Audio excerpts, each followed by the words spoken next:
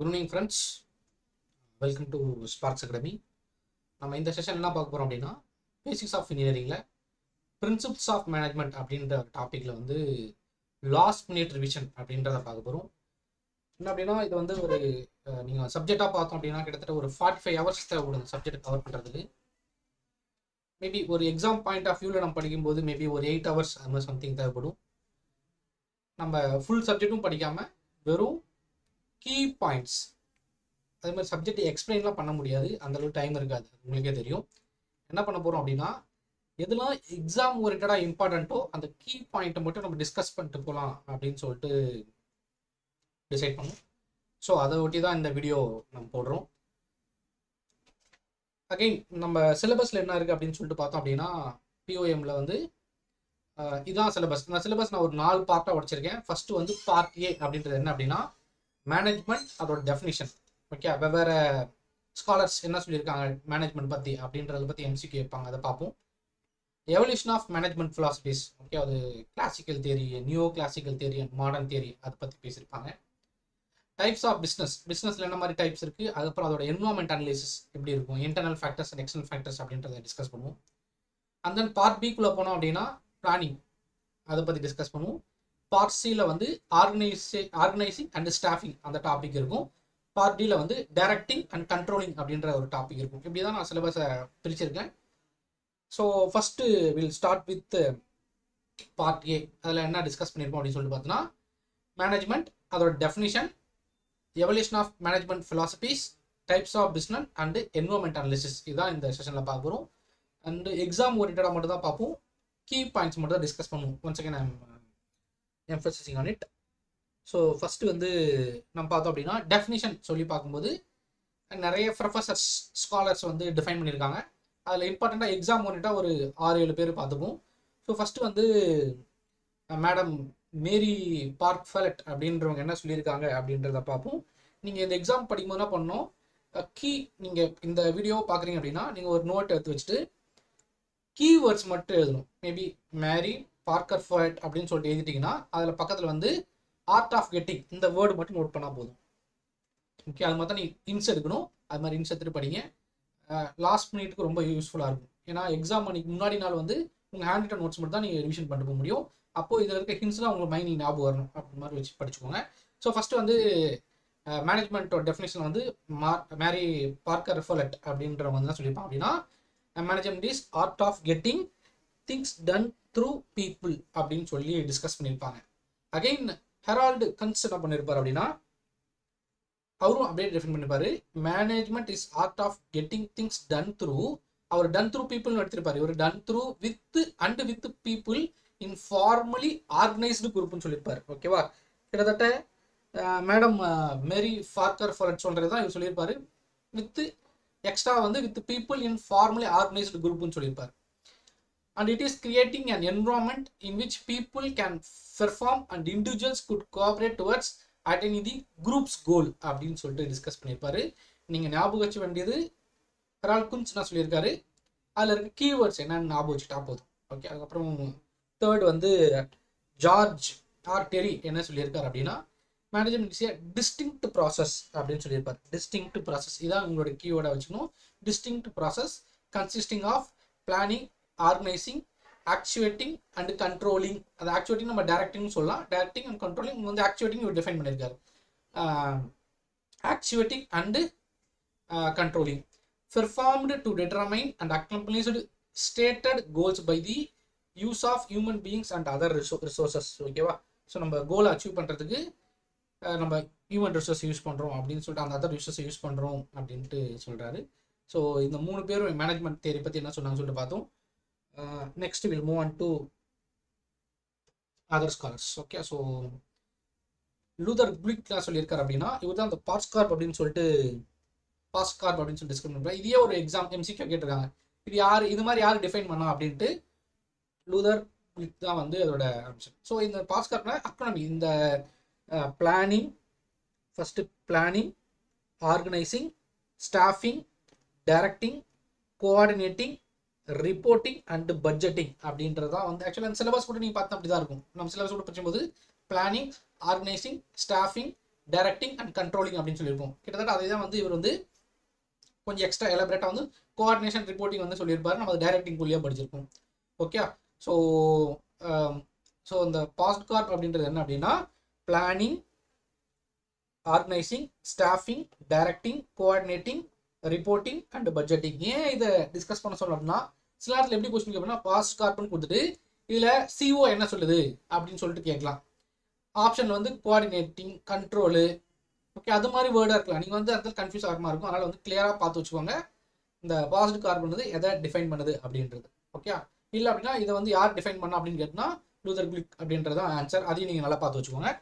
So next வந்து entry file. ரொம்ப இம்பார்ட்டன்டான பர்சன் தான் இந்த ரெண்டு பேர் தான். என்ட்ரி ஃபைல் அண்டு டெய்லர் தான் வந்து அதாவது என்ன சொல்கிறோம் அப்படின்னா நம்ம பேரட்டோ அனலிசிஸ் ஒன்று பண்ணுவோம். என்னன்னா 20-80 பிரின்சிபல் ஆர் 80-20 பிரின்சிபல் சொல்லுவாங்க. என்ன சொல்லுவாங்க அப்படின்னா 20% ஆஃப் தி சிலபஸ்லேருந்து தான் கிட்டத்தட்ட 80% ஆஃப் தி கொஸ்டின்ஸ் வர வாய்ப்பு இருக்குது. அந்த எந்த 20 அந்த கண்டென்ட்ல 20% நம்மளுக்கு கரெக்டாக நம்மளால ஜீரோ டவுன் பண்ணி போக முடியாது. பட் என்ன அப்படின்னா ரொம்ப இம்பார்ட்டண்ட்டான எது அப்படின்னு சொல்லிட்டு பார்க்கும்போது இந்த ஹென்ரி ஃபைலும் டெய்லரும் ரொம்ப ரொம்ப இம்பார்ட்டன்ட். ஓகே, ரொம்ப இம்பார்ட்டன்ஸ் இந்த ரெண்டு பேர் தான். ஆக்சுவலி நீங்கள் சிலபஸ்லையும் நம்ம அந்த எவல்யூஷன் தியரிலையும் படிப்போம். எவல்யூஷன் தியரிலையும் இந்த ரெண்டு பேர் தான் நம்ம டீட்டெயிலாக படிப்போம்.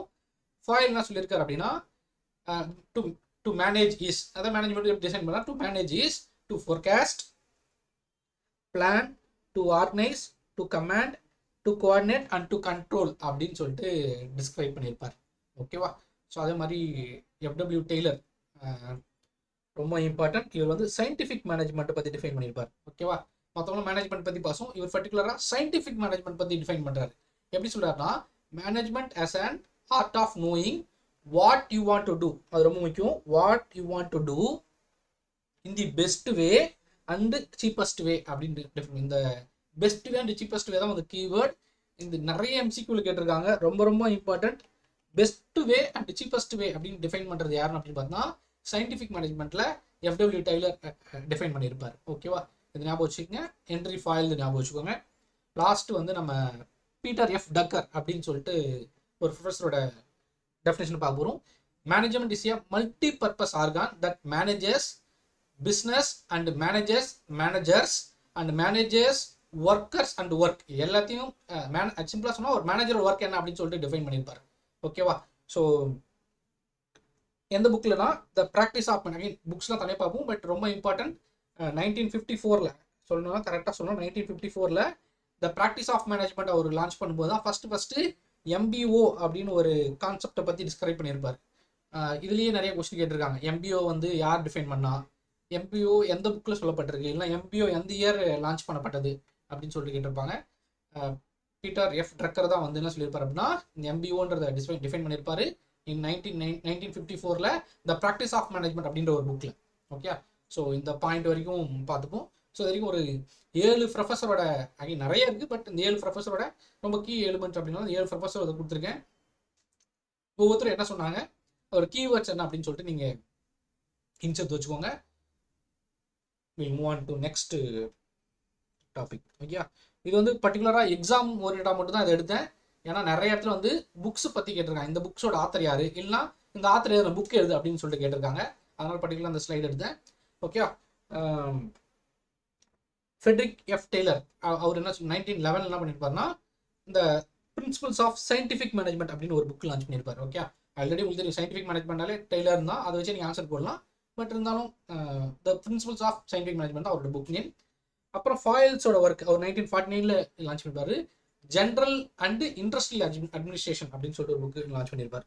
General and industrial administration. அதே மாதிரி பீட்டர் எஃப் ட்ரக்கர் இப்போ தான் பார்த்தோம் த ப்ராக்டிஸ் ஆஃப் மேனேஜ்மெண்ட் அப்படின்ற ஒரு புக்கை லான்ச் பண்ணியிருப்பாரு 1954. இது ஒரு எக்ஸாம்பிள் கொஸ்டினாக கேட்டிருந்தாங்க. இந்த question the functions of executive யார் எழுதுனா அப்படின்னா செஸ்ஸஸ் ஐ பெர்னார்ட் அப்படின்னு சொல்லிட்டு தான் ஆன்சர். ஓகே, இந்த கொஸ்டின் கேட்டிருந்தாங்க. அப்புறம் டக்ளஸ் மெக்கர் அப்படின்னு சொல்லிட்டு நம்ம பார்ப்போம். Theory X and theory Y அப்படின்னு சொல்லிட்டு தியரி எக்ஸ் அண்டு ஒய் அப்படின்ட்டு ஒரு தியரி மோட்டிவேஷன் தியரியில் பார்ப்போம்.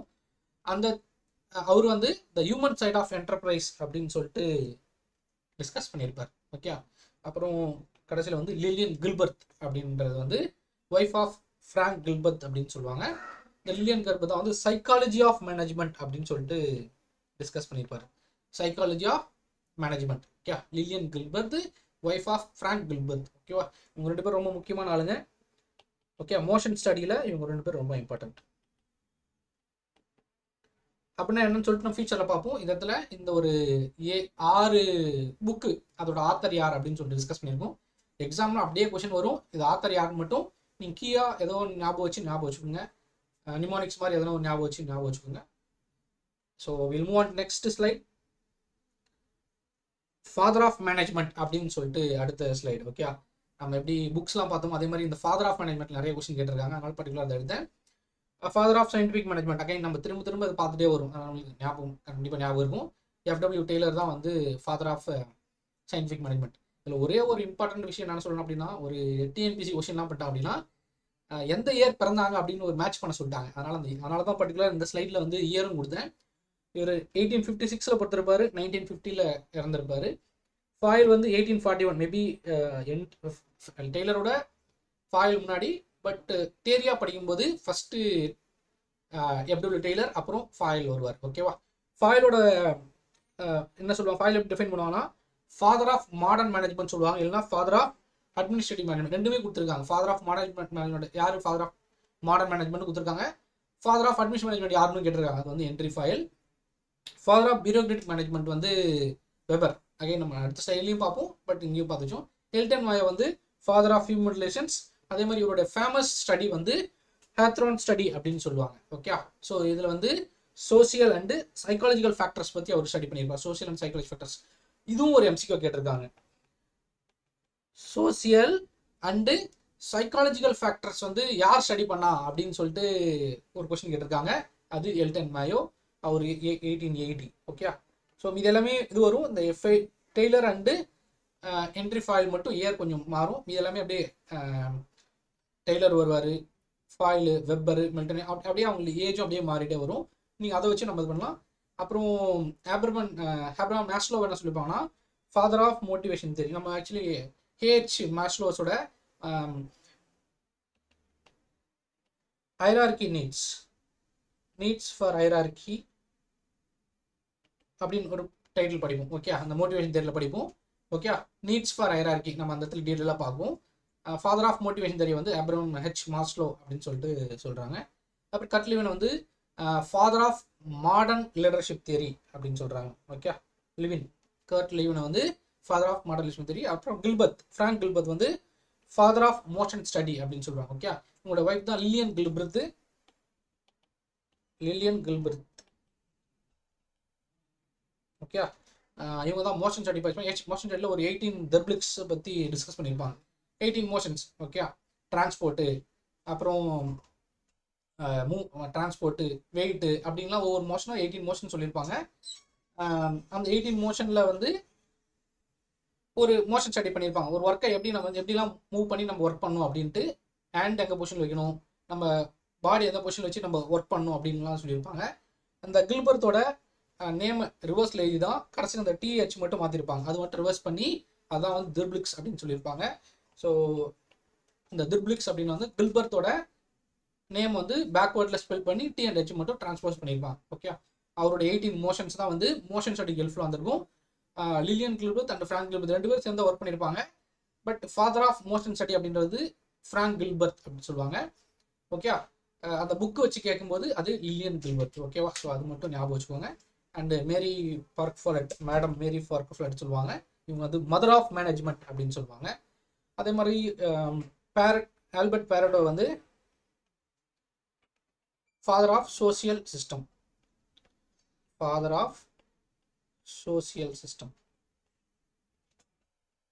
ஓகே, இது எல்லாமே தியரி சப்ஜெக்ட். அதனால வந்து நீங்கள் வேறு வழியே இல்லை, ஹின்ஸ் மாதிரி எடுத்து நீங்கள் படிக்கணும். ஓகேவா, அது ரொம்ப முக்கியம். FW டெய்லர் அப்படின்னு போட்டு F போட்டு ஃபாதர் அப்படின்னு தெரிஞ்சுக்கணும். SMன்னு எழுதி வச்சுக்கோங்க. அதே மாதிரி ஒன்றா பட் எக்ஸாம் அன்றைக்கி முன்னாடி வந்து இதெல்லாம் பார்த்துட்டு போகிறதுக்கு மாதிரி நோட்ஸ் எடுத்து வச்சுக்கோங்க, ரொம்ப யூஸ்ஃபுல்லாக இருக்கும். Okay, so will move on to next slide. So இப்போ தான் நம்ம எவல்யூஷன் ஆஃப் மேனேஜ்மெண்ட் ஃபிலாசபிஸ் வரும். ஃபஸ்ட்டு வந்து டெஃபினிஷன் ஆஃப் மேனேஜ்மெண்ட், அதை ஒட்டி டிஃப்ரெண்ட் ஆத்தர்ஸோட books and fathers of different theories அப்படி தான் பார்த்தோம். எக்ஸாம் பாயிண்ட் ஆஃப் வியூவில் அது ரெண்டு சைடும் ரொம்ப இம்பார்ட்டன்ட்.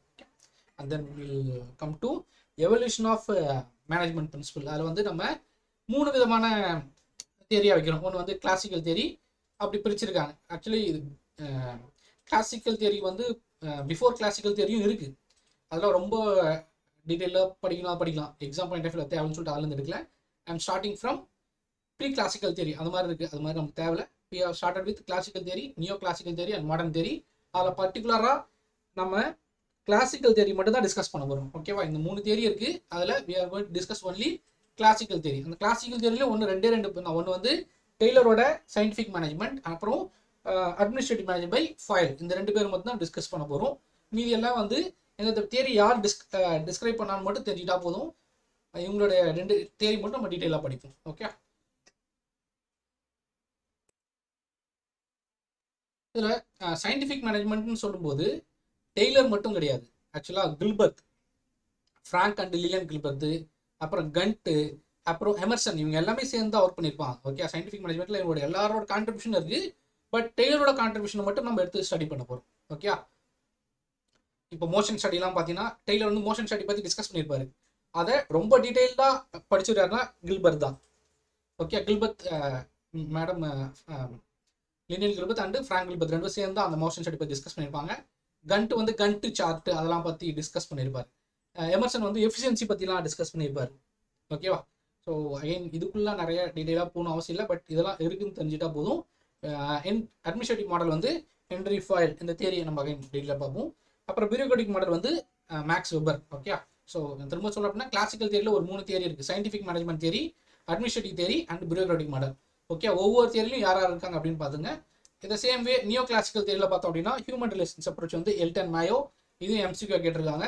பிஹேவியரல் அப்ரோச் வந்து நிறைய பேர் படிச்சிருக்காங்க. டக்ளஸ் கிரிகர், ஓகே, நம்ம சொன்னாலே theory X and theory Y, Maslow theory of needs. Again இதெல்லாம் நம்ம ஃபியூச்சரில் அந்த ஸ்லைட் வரும் பார்ப்போம். இங்கேயும் அதோட இன்ட்ரோ மட்டும் கொடுத்துரும். சிரிஸ் அக்ரீஸ் இவங்களாம் வந்து பிஹேவியரல் அப்ரோச் பற்றி நிறைய ப்ரொஃபஸர்ஸ் இருக்காங்க. பட் இதெல்லாம் major professors who are dealt with behavioral approach. Again system approach, contingency approach, system அப்ரோச்சில் நிறைய ஆப்ரேஷனல் அப்ரோச் அப்படிலாம் இருக்குது. நம்ம உள்ள டீட்டெயிலாக ரொம்ப படிக்கல. அதெல்லாம் மாடர்ன் அப்ரோச்சில் இருக்குது அப்படின்னு. கண்டின்ஜென்சி அப்ரோச், சிஸ்டம் அப்ரோச்லாம் இருக்குன்னு தெரிஞ்சுக்கலாம். மேபி இது எது மாடர்ன் அப்ரோச்னு கேட்டால் அப்போ நீங்கள் யூஸ்ஃபுல்லாக இருக்கும். ஓகே, ஸோ ஒரு குயிக்காக முடிக்கணும் அப்படின்னா we have 3 theories, classical theory, neo classical theory and modern theory.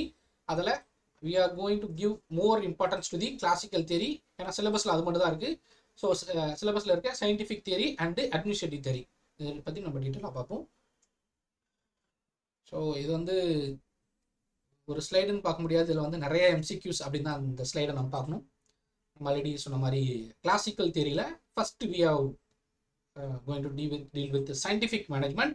அதுவும் டெய்லரோட சயின்டிஃபிக் மேனேஜ்மெண்ட் மட்டும் படிக்க போகிறோம். ஓகே, கில்பர்த்தோட அவங்க ஒர்க்லாம் நம்ம இதில் நிறைய படிக்கல. பட் அவங்களுடைய ஒர்க்கும் இதில் இருக்குது. ஓகே, ஸோ ஃபஸ்ட்டு வந்து டெய்லர் சயின்டிஃபிக் மேனேஜ்மெண்ட்னா என்ன அப்படின்னு சொல்லிட்டு அவர் எப்படி டிஃபைன் பண்ணுறாரு அப்படின்னா, இது வந்து பியூராக ஒரு science, not rule of thumb அப்படின்னு ஒரு ஃபர்ஸ்ட் பாயிண்ட் சொல்லுவார். செகண்ட் வந்து ஹார்மனி நாட் டிஸ்கார்ட் அப்படின்னு சொல்லுவார். ஓகே, எல்லாம் சேர்ந்து ஒர்க் பண்ணணும், பிரிஞ்சு ஒர்க் பண்ணணும், அதான் அதோட மீனிங்.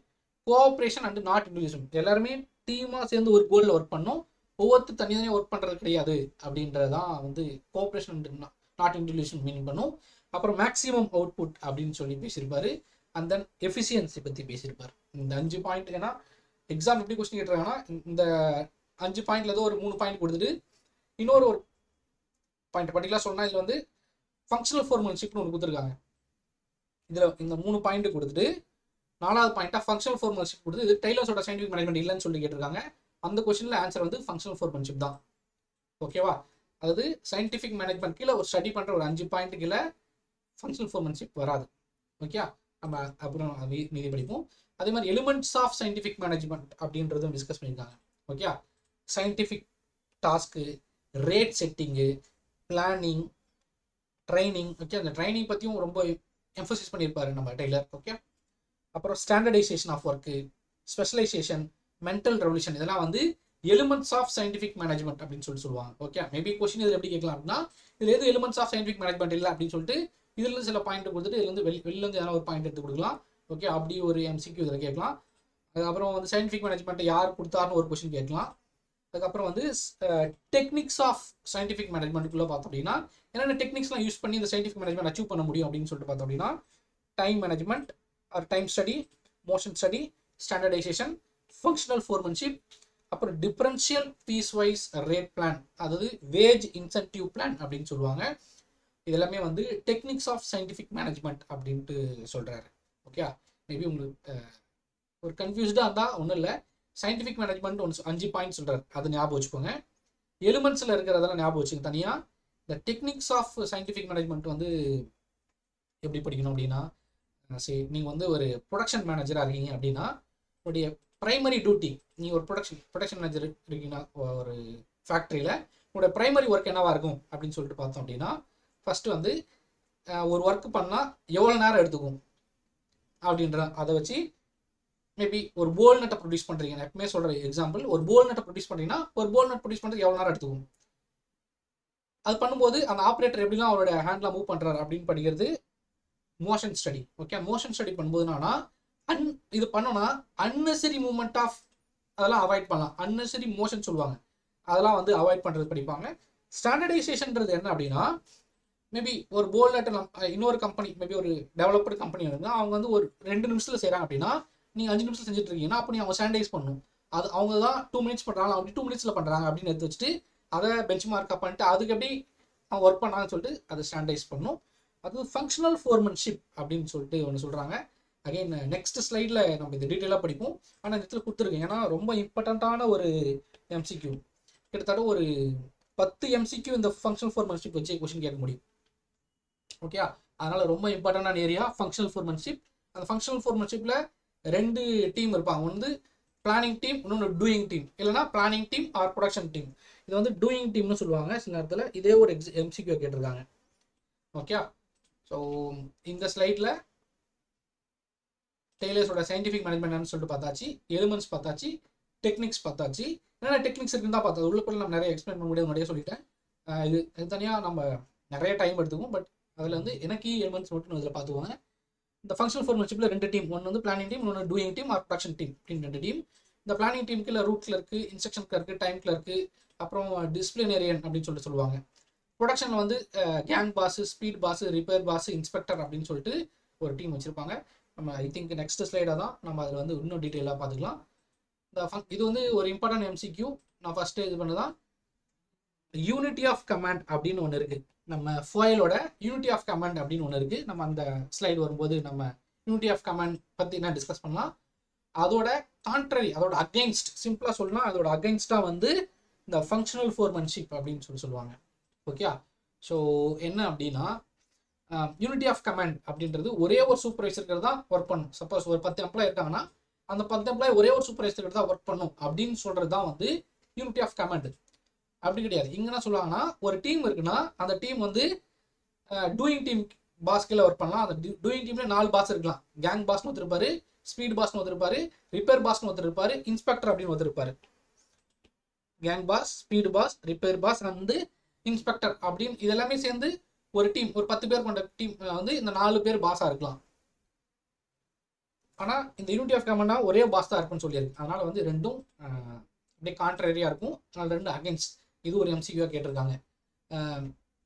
கீழே இருக்கிறதுல வந்து எது வந்து யூனிட்டி ஆஃப் கமாண்டுக்கு அகைன்ஸ்ட் அப்படின்னு ஒரு கொஸ்டின் கேட்டிருக்காங்க. அது ஃபங்க்ஷனல் ஃபோர்மன்ஷிப். ஏன் அப்படின்னா we have 2 டீம்ஸ், அது கீழே வந்து 4 பேர். இந்த பிளானிங் கீழே ஒரு 4 பேர். யாருன்னா the route clerk, the instruction clerk, time and cost clerk, the shop disciplinarian. இவங்கெல்லாம் வந்து ஒரு டீம். இவங்களாம் என்ன பண்ணுறாங்க அப்படின்னு சொல்லிட்டு பார்த்தோம் அப்படின்னா, ரூட் கிளர்க்கோட வேலை என்ன? இப்போ பிளான் பண்ண போகிறோம். இப்போ நம்ம ஆல்ரெடி எக்ஸாம்பிள் எடுத்துக்கிட்ட மாதிரி ஒரு போல் நட் ப்ரொடியூஸ் பண்ண போகிறீங்க. ப்ரொடியூஸ் பண்ணுறதுக்குன்னா ஃபஸ்ட்டு வந்து ரூட் கிளர்க் என்ன பண்ணுவார் அப்படின்னா, இந்த போல் நட் வந்து ஃபஸ்ட்டு வந்து மெட்டீரியல் இங்கேருந்து வரணும், இந்த மிஷினுக்கு போகணும், அதில் வந்து ஃபஸ்ட்டு மிஷினில் வந்து டர்னிங் ஆப்ரேஷன் பண்ணணும், இல்லைனா என்ன ஒர்க் பண்ணணும் அப்படின்னு சொல்லிட்டு லைட்டாக எக்ஸ்பிளைன் பண்ணியிருப்பார். அது சீக்வன்ஸ் பண்ணியிருப்பாங்க. இந்த ஃப்ளோ எப்படி போகணும்னு மட்டும் சீக்வன்ஸ் பண்ணி வச்சிருப்பாரு. ஆனால் இவரோட ஒர்க் பண்ணிக்க மாட்டார், பிளான் மட்டும் தான் பண்ணியிருப்பாங்க. அது மட்டும் ஞாபகம் வச்சுக்கோங்க. ரூட் கிளர்க்கோட வந்து மெட்டீரியல் எப்படி வரணும், எந்த மிஷினில் போகணும், எவ்வளோ ஒர்க் பண்ணணும் அப்படின்னு சீக்வன்ஸ் ஆஃப் ஆப்ரேஷனை பற்றி மட்டும்தான் டிஸ்கஸ் பண்ணுவார். அது மாதிரி தான் அவர் கண்ட்ரோல் பண்ணுவார். அதுக்கப்புறம் இன்ஸ்ட்ரக்ஷன் கார்டு கிளர்க் வந்து என்ன பண்ணுவார் அப்படின்னா, இன்ஸ்ட்ரக்ஷன் பெர்டெய்னிங் டு தட் ஒர்க், அந்த ஒர்க்கை எப்படிலாம் ஒர்க் பண்ணணும். ஓகே, ஃபஸ்ட்டு போல் நட்டை வந்து எந்த மிஷினில் வைக்கணும், எப்படி செட் பண்ணணும், எந்த டூல் யூஸ் பண்ணணும் அப்படின்னு எல்லாமே இன்ஸ்ட்ரக்ஷன் கொடுக்கும். ஒரு ஒர்க்கர் போய் நிற்கிறாங்கன்னா மிஷின் கிட்ட இந்த இன்ஸ்ட்ரக்ஷன் என்ன இருக்கோ அதை படி ஒர்க் பண்ணணும். அந்த இன்ஸ்ட்ரக்ஷன்லாம் ரெடி பண்ணுறது வந்து இன்ஸ்ட்ரக்ஷன் கார்டு கிளர்க் அப்படின்னு சொல்லுவாங்க. தேர்டு வந்து ரொம்ப முக்கியமான ஒர்க்கு, ஓகேவா? என்ன அப்படின்னா அவர் எவ்வளோ நேரத்தில் ஒர்க் பண்ணியிருக்காங்க, அதுக்கு எவ்வளோ காஸ்ட் ஆயிருக்கு, எல்லாமே வந்து டைம் டேபிள் அண்டு அதோட காஸ்ட்டை வந்து ரெடி நோட் பண்ணி வைக்கிறவங்க வந்து இந்த டைம் அண்ட் காஸ்ட் கிளர்க் அப்படின்னு சொல்லுவாங்க. Necessary cost and time table for doing, இது ரெண்டும் நோட் பண்ணவங்க டைம் அண்ட் காஸ்ட் கிளர்க்னு சொல்லுவாங்க. ஃபோர்த் ஒன் வந்து டிசிப்ளினேரியன் அப்படின்னு சொல்லுவாங்க. என்னன்னா அவங்க வந்து எவ்வளோ பேர் நம்ம டோட்டல் ஒர்க் இருக்காங்க, எவ்வளோ பேர் இன்றைக்கி வந்திருக்காங்க, அதில் எவ்வளோ நேரம் ஒர்க் பண்ணியிருக்காங்க அப்படின்னு அந்த ஆப்சன்டிசமும் டிசிப்ளினையும் நோட் பண்ணுறது, breach of discipline and absent note பண்ணுறது இந்த டிசிப்ளின். இவங்க எல்லாமே பிளானிங் டீமில் இருப்பாங்க. இவங்க போய் எந்த ஒர்க்கும் பண்ண மாட்டாங்க. இவங்க வந்து பிளானிங் டீம் சொல்லிட்டு இவங்க என்ன பண்ணிட்டு பின்னாடி உட்காந்து நீங்கள் ஒரு ஒர்க் ஷாப் எடுத்து வச்சு பார்த்துக்குங்க, ஒரு இண்டஸ்ட்ரி எடுத்து வச்சு பார்த்துக்குவாங்க, ஒரு ஃபேக்ட்ரி எடுத்து வச்சு பார்த்துக்குவாங்க. அங்கே பிளானிங்னு ஒரு டீம் இருக்கும். அவங்க வந்து ஒர்க் ஷாப் உள்ளே போய் ஒர்க் பண்ண மாட்டாங்க, வெளிலேருந்தே எல்லா ஒர்க்கும் பண்ணிட்டு இருப்பாங்க. அந்த மாதிரி ஒரு சுச்சுவேஷன் யோசிச்சு வச்சுருக்கேன். நெக்ஸ்ட் வந்து doing team or production team. இதில் வந்து gang boss, speed boss, repair boss and inspector இருப்பாங்க. இப்போ கேங் பாஸ் என்ன பண்ணுவார் அப்படின்னா எல்லாத்தையும் ரெடி பண்ணி வைப்பார். ஒர்க் பண்ணோன்னா அதுக்கு என்ன தேவை, மெட்டீரியல், டூல்ஸ் எல்லாத்தையும் ரெடி பண்ணி வைக்க வேண்டியது தான் அவரோட வேலை. ஸ்பீட் பாஸ் என்ன அப்படின்னா எல்லாமே கரெக்டாக போயிட்டு இருக்கா, ஈச் ஜாப் இஸ் கரெக்டான டைமில் போயிட்டு இருக்கா அப்படின்னு காலைல 10 மணிக்கு ஆரம்பிச்சிருக்கணும், 10,000 இல்லை 5,000 போல்டு இந்த 10 மிஷினில் பண்ணியிருக்கணும் அப்படின்னா அது கரெக்டாக போயிட்டு இருக்கா அப்படின்னு சொல்லிட்டு நோட் பண்ணுறது ஸ்பீட் பாஸ். இந்த மிஷின்லாம் கரெக்டாக இருக்கா அப்படின்னு சொல்லிட்டு மெயின்டெனன்ஸ் டீம் சொல்லுவாங்க, அந்த இது வந்து ரிப்பேர் பாஸ் சொல்லுவாங்க. இன்ஸ்பெக்ஷன் தான் கியூசி டீம் சொல்லுவோம். என்னன்னா அந்த போல்ட் கரெக்டான டைமென்ஷனில் ப்ரொடியூஸ் பண்ணியிருக்காங்களா, accordance with the standards laid down. நம்ம எவ்வளோ ஒரு போல்ட் நட் ப்ரொடியூஸ் பண்ணால் அது எவ்வளோ டயமீட்டர் இருக்கணும், அதோட பிச் எவ்வளோ இருக்கணும், எவ்வளோ த்ரெட் எவ்வளோ இருக்கணும், எவ்வளோ லென்த்துக்கு இருக்கணும் அப்படின்னு சொல்லிட்டு நம்ம சொல்லியிருந்தாங்கன்னா அதுபடி அவங்க ஒர்க் பண்ணுறாங்களா அப்படின்னு செக் பண்ணுறது. இப்போ அந்த 10 பேர் ஒர்க் பண்ணுறான்னு அந்த 10 பேர் எல்லாருக்கிட்டையும் அது பண்ணணும். சப்போஸ் ஒரு மிஷின் ஃபால்ட் ஆச்சுன்னா ரிப்பேர் பாஸ் அப் பண்ணணும். ஓகே, டைம் டிவைட் ஆகுதுன்னா ஸ்பீட் பாஸ் கிட்ட சொல்லணும். அவருக்கான மெட்டீரியல் டூல்ஸ்லாம் இல்லை அப்படின்னா கேங் பாஸ் கிட்ட சொல்லணும். பொருள் கரெக்டாக அது வந்து இன்ஸ்பெக்டரே கேட்பார், இந்த பொருள் கரெக்டாக வரலாம், அவர் வந்து கேட்பார் இந்த பொருள் சரியாக கையில் அப்படின்ட்டு. இது எல்லாமே வந்து doing team or production team அப்படின்னு சொல்லுவாங்க. இம்பார்ட்டான மேபி எப்படிலாம் கொஸ்டின் கேட்கலாம்னா இந்த சீக்வன்ஸ் ஆஃப் ஆப்ரேஷன்ஸை பெர்ஃபார்ம் பண்ணுறது யார் அப்படின்னு கேட்கலாம். அது ரூட் கிளர்க்கு 4 ஆப்ஷன் கொடுத்து யாருன்னு கேட்கலாம். டைம் அண்ட் காஸ்ட்டை வந்து நோட் பண்ணி வைக்கிறவங்க யாருன்னு கேட்கலாம். அதுலேயே உங்களுக்கு வந்து பாதி ஆன்சர் இருக்குது, அதை அப்படி கண்டுபிடிச்சிடலாம். அதே மாதிரி டைமுக்குள்ளே முடிக்கிறாங்களா ஒர்க்கை அப்படின்னு யார் எந்த பாஸ் பார்க்குறாரு அப்படின்னு சொல்லிட்டு கொஸ்டின் கேட்கலாம். அது ஸ்பீட் பாஸ். கிட்டத்தட்ட இதில் வந்து எய்தர் ஒரு கிளர்க்கோட ஒர்க் என்ன, ரூட் கிளர்க்கோட ஒர்க் என்ன அப்படின்னு கொஸ்டின் கேட்கலாம். இல்லை அப்படின்னா இந்த ஒர்க் கொடுத்துட்டு எந்த ரூட் கிளர்க் இந்த ஒர்க்கை பார்ப்பாங்க அப்படின்னு கொஸ்டின் கேட்கலாம். ஓகே, கிட்டத்தட்ட ஒரு 8 கொஸ்டின் இதில் 8லேருந்து 10 கொஸ்டின் வரைக்கும் இதில் ஃப்ரேம் பண்ண முடியும். இன் அடிஷன் இந்த யூனிட்டி ஆஃப் கமாண்டுக்கு ஆப்போசிட் தான் அந்த ஃபங்க்ஷனல் ஃபோர்மேன்ஷிப் அப்படின்றத நீங்கள் படிச்சிருப்பீங்க இல்லையா, அது மட்டும் பார்த்து வச்சுக்கோங்க. So will move on to next slide. இந்த ஸ்லைடில் ஓரளவுக்கு புரிஞ்சிருக்கீங்க. ஃபங்க்ஷனல் ஃபோர்மேன்ஷிப் பற்றி புரிஞ்சுக்கணும். ஃபங்க்ஷனல் ஃபோர்மேன்ஷிப்னா ஒரு ஒரு ஒரு ஃபேக்ட்ரி எடுத்துன்னா அங்கே வந்து 8 ஃபோர்மேன் இருப்பாங்க அப்படின்னு அர்த்தம். கிட்டத்தட்ட 8 பேரில் 8 பேர் என்ன ஒர்க் பண்ணுவாங்க அப்படின்னு பிரித்து வச்சிருக்காரு தான் ஃபங்க்ஷனல் ஃபோர்மேன்ஷிப். குயிக்காக சொல்லணும் அப்படி தான். பிளானிங்கில் 4 பேர், ப்ரொடக்ஷன் ஆர் டூயிங்கில் 4 பேர். அவங்க என்ன பண்ணுவான்னு பார்த்து வச்சுக்கோங்க. ஓரளவுக்கு இது புரிஞ்சிருக்குன்னு நினைக்கிறேன். மேபி புரியல அப்படின்னா நீங்கள் வந்து திரும்ப பாருங்கள், இல்லைனா நம்ம இன்ஸ்டியூட் நம்பர் கால் பண்ணுங்கள். Will discuss in detail also. Okay, so நம்ம அடுத்து சொன்ன மாதிரி செகண்ட் தியரி, கிளாசிக்கல் தியரியில் ஃபர்ஸ்ட் வந்து சயின்டிஃபிக் மேனேஜ்மெண்ட் பார்த்தோம், அப்புறம் அட்மினிஸ்ட்ரேட்டிவ் மேனேஜ்மெண்ட் பார்க்க போகிறோம். சயின்டிஃபிக் மேனேஜ்மெண்ட் டெய்லரோட மட்டும் பார்த்தோம். இங்கே ஃபாயிலோட அட்மினிஸ்ட்ரேட்டிவ் மேனேஜ்மெண்ட் ரொம்ப இம்பார்ட்டன்ட் கொஸ்டின். ஃபாயிலோட 14 பிரின்சிபல்ஸ் ஆஃப் மேனேஜ்மெண்ட் அப்படின்னு சொல்லுவாங்க. ஓகே, என்ன கொஸ்டின் கொடுத்துருக்காங்க அப்படின்னா இதுலேருந்து எதனா ஒரு 3 கொடுத்துட்டு 1 எக்ஸ்ட்ரா 3 கொடுத்துட்டு 1 மட்டும் தனியாக ஒருத்தர் கொடுத்துருவாங்க. இதில் எது வந்து பிரின்சிபல் ஆஃப் மேனேஜ்மெண்ட் இல்லை அப்படின்னு சொல்லிட்டு கொஸ்டின் கேட்பாங்க. ஆனால் அந்த பிரின்சிபல் ஆஃப் மேனேஜ்மெண்ட் 14 உங்களுக்கு மைண்டில் ஞாபகம் இருக்கணும். ஓகேவா? அதுக்கப்புறம் இது உள்ளே இருக்க ஒவ்வொன்றுக்கும் சில நேரத்தில் டிஃப்ரென்ஸ் இருக்குது, அதெல்லாம் கொஸ்டினாக கேட்டிருக்காங்க. இதில் நம்ம வந்து ரொம்ப இம்பார்ட்டண்ட்டாக என்னென்னா இந்த 4th point, unity of command, unity of direction, scalar chain, esprit de corps, இந்த 4ம் ஃபஸ்ட்டு டிஸ்கஸ் பண்ணுவோம். இது ரொம்ப இம்பார்ட்டன்ட். யூனிட்டி ஆஃப் கமாண்ட்னா என்ன, யூனிட்டி ஆஃப் டைரக்ஷன் என்ன, ரெண்டுத்துக்கும் ஒரு சின்ன டிஃப்ரென்ஸ் தான். ரெண்டும் கிட்டத்தட்ட சேம் மாதிரி தான் இருக்கும். யூனிட்டி ஆஃப் கமாண்ட்ன்றது என்ன அப்படின்னா ஒன்லி 1 சூப்பர்வைசர் இருக்கணும், அவ்வளோதான். இதுதான் யூனிட்டி ஆஃப் கமாண்ட். ஓகே, ஒரு கம்பெனி இருக்குன்னா அந்த கம்பெனியில் வந்து ஒரு சூப்பர்வைசருக்கு தான் ஒரு எம்ப்ளாயருக்கு ஒரு சூப்பர்வைசர் தான் ரிப்போர்ட் பண்ணும் அப்படின்னு சொல்கிறார் இவர் யார், ஃபாயில். ஓகே, யூனிட்டி ஆஃப் டைரக்ஷன்ன்றது என்ன அப்படின்னா ஒரு ஹெட்டு ஒரு plan, one head and one plan அப்படின்னு சொல்லுவாங்க. இந்த வேர்டு மட்டும் ஞாபகம் வச்சுக்கோங்க. One head and one plan. Okay, என்ன அப்படின்னா ஒரே ஒரு ஹெட்னா சொல்றாங்களோ அதுதான் வந்து எல்லாத்தையும் ஃபாலோ பண்ணுவோம். சே ஃபார் எக்ஸாம்பிள் ஒரு கம்பெனியில் வந்து ஒரு ஜென்ரல் மேனேஜர் இருக்காங்கன்னா ஜென்ரல் மேனேஜர் என்ன சொல்றாரோ, என்ன டார்கெட் செட் பண்றாரோ அதான் வந்து அவங்களுடைய ஏஜிஎம் அசிஸ்டன்ட் ஜென்ரல் மேனேஜர் சொல்லுவார். அதான் அவங்களுடைய மேனேஜர் சொல்லுவாங்க, அதான் அசிஸ்டன்ட் மேனேஜர் சொல்லுவாங்க, அதான் ப்ரொடக்ஷன் மேனேஜர் சொல்லுவாங்க. அவங்க தான் வந்து எம்ப்ளாயி கிட்ட போகிற வரைக்கும் எல்லாத்துக்கும் ஒரே ஒன்று இருக்கும், ஒரு ஹெட்டு ஒரு பிளான். அந்த இதான் வந்து யூனிட்டி ஆஃப் டைரக்ஷன் அப்படின்னு சொல்லுவாங்க. ஓகே, என்ன ஒரே ஹெட்டு ஒன் பிளான், இந்த கீவேர்டு மட்டும் ஞாபகம் வச்சுனாலே ஏன்னா நிறைய எம்சிக்யூ கேட்டிருக்காங்க. இதை வச்சு யூனிட்டி ஆஃப் கமாண்டுக்கும் டைரக்ஷனுக்கும் இந்த டிஃபரன்ஸ் தெரிஞ்சா போதும். ஒரே ஒரு சூப்பர்வைசர் இருக்கார் அப்படின்னு தான் unity of command. Unity of டைரக்ஷன்னா ஒரே இன்ஸ்ட்ரக்ஷன் தான் டாப்லேருந்து பாட்டம் வரைக்கும் போகணும். ஒன் ஹெட் ஒன் பிளான் அப்படின்றதான் கீவேர்டு. அது மாதிரி போகணும். செகண்ட் வந்து ஸ்கேலார் செயின் அப்படின்றது என்ன அப்படின்னா ஒரு கம்பெனியில் ஆர்கனைசேஷன் எப்படி இருக்கணும் அப்படின்றதான் இந்த ஸ்கேலார் செயின் டிஸ்கஸ் பண்ணும். சே ஃபார் எக்ஸாம்பிள் நான் சொன்ன மாதிரி ஒரு ஜிஎம், அப்புறம் ஒரு டெப்டி ஜிஎம், அப்புறம் ஒரு மேனேஜர், அப்புறம் ஒரு அசிஸ்டன்ட் மேனேஜர், அதுக்கப்புறம் அந்த அசிஸ்டன்ட் மேனேஜர் கீழே மேபி ப்ரொடக்ஷன் மேனேஜர் இருக்கலாம், இல்லைனா வந்து ஸ்டாஃப் அப்படின்னு இருக்கலாம். இப்படி வந்து ரூட் வந்து ஒரு செயின் போடுறது தான் வந்து ஸ்கேலார் செயின் அப்படின்னு சொல்லுவாங்க. இந்த இடத்துல தான் ஒரு ரொம்ப இம்பார்ட்டண்டான வந்து கேங் பிளாங்க் அப்படின்னு சொல்லிட்டு ஒன்று டிஸ்கஸ் பண்ணிப்பாரு. கேங் பிளாங்க் அப்படின்னா இந்த ஸ்கேலார் செயினுக்கும் இந்த இதுக்கும் ஒரு சின்ன டீவியேஷன் இருக்கும்.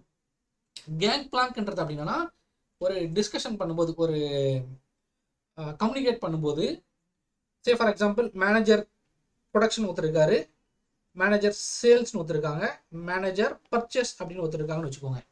3 மேனேஜர் இருக்காங்க. இப்போ ஆக்சுவலாக இது எல்லாமே வந்து ரிப்போர்ட்டிங் டு ஒரு DGM, deputy general manager report பண்ணுறான்னு வச்சுக்கோங்க. இப்போ இந்த டிஜிஎம் என்ன பண்ணுவார், சில நேரத்தில் இன்ஸ்ட்ரக்ஷன் வந்து ப்ரொடக்ஷன் மட்டும் கொடுத்துருப்பாரு. இந்த ப்ரொடக்ஷன் என்ன பண்ணுவார்னா சேல்ஸ்க்கும் பர்ச்சேஸ்க்கும் கம்யூனிகேட் பண்ணலாம். ஓகேவா? ஆனால் ஹையரார்கி படி பார்த்தோன்னா ஒரு டிஜிஎம் தான் மேனேஜர் சொல்லணும், மேனேஜர் தான் வந்து அவரோட அசிஸ்டன்ட் மேனேஜர் சொல்லணும் அப்படின்னு இருக்கும். சில நேரத்தில் கம்யூனிகேஷன் வந்து ஹரிசாண்டலாகவும் போகும், ஹரிசாண்டலாகவும் சில நேரத்தில் வந்து கம்யூனிகேட் பண்ண வேண்டியதாக இருக்கும். இந்த ஸ்கேலார் செயின் வந்து அதை டிவியேட் பண்ணும். ஸ்கேலார் செயின் மாதிரி வராமல் கம்யூனிகேஷன் வந்து சில நேரத்தில் ஹரிசாண்டலாக போகும். அதுதான் வந்து கேங் பிளாங்க் அப்படின்னு சொல்லுவாங்க. இதையே ஒரு எம்சிகே கேட்டிருக்காங்க, கேங் பிளாங்க் வந்து எதை டிவியேட் பண்ணுது அப்படின்னு சொல்லிட்டு கேட்டிருக்காங்க. அது ஸ்கேலார் செயினை டிவியேட் பண்ணுது அப்படின்றது அதோட ஆன்சர். ஸோ இதுலேயே பார்த்தோம் அப்படின்னா யூனிட்டி ஆஃப் கமாண்டில் ஒரு எம்சிக்யூ பார்த்தோம், யூனிட்டி ஆஃப் டைரக்ஷன் ஒரு ரெண்டாவது எம்சிக்யூ பார்த்தோம், ஸ்கேலார் செயின் ஒரு எம்சிக்யூ, கேங் பிளாங்க்னு ஒரு எம்சிக்யூ, எஸ்பிரிட் டி கார்ப்ஸ் அப்படின்றதுனா unity is strength. Unity is strength அதான் அதோட மீனிங். யூனிட்டி இஸ் ஸ்ட்ரென்த் அப்படின்றது அதோட மீனிங். ஸோ உங்களுக்கு எல்லாம் கன்ஃபியூஸ் ஆச்சுன்னா அதில் அடிச்சிடலாம்.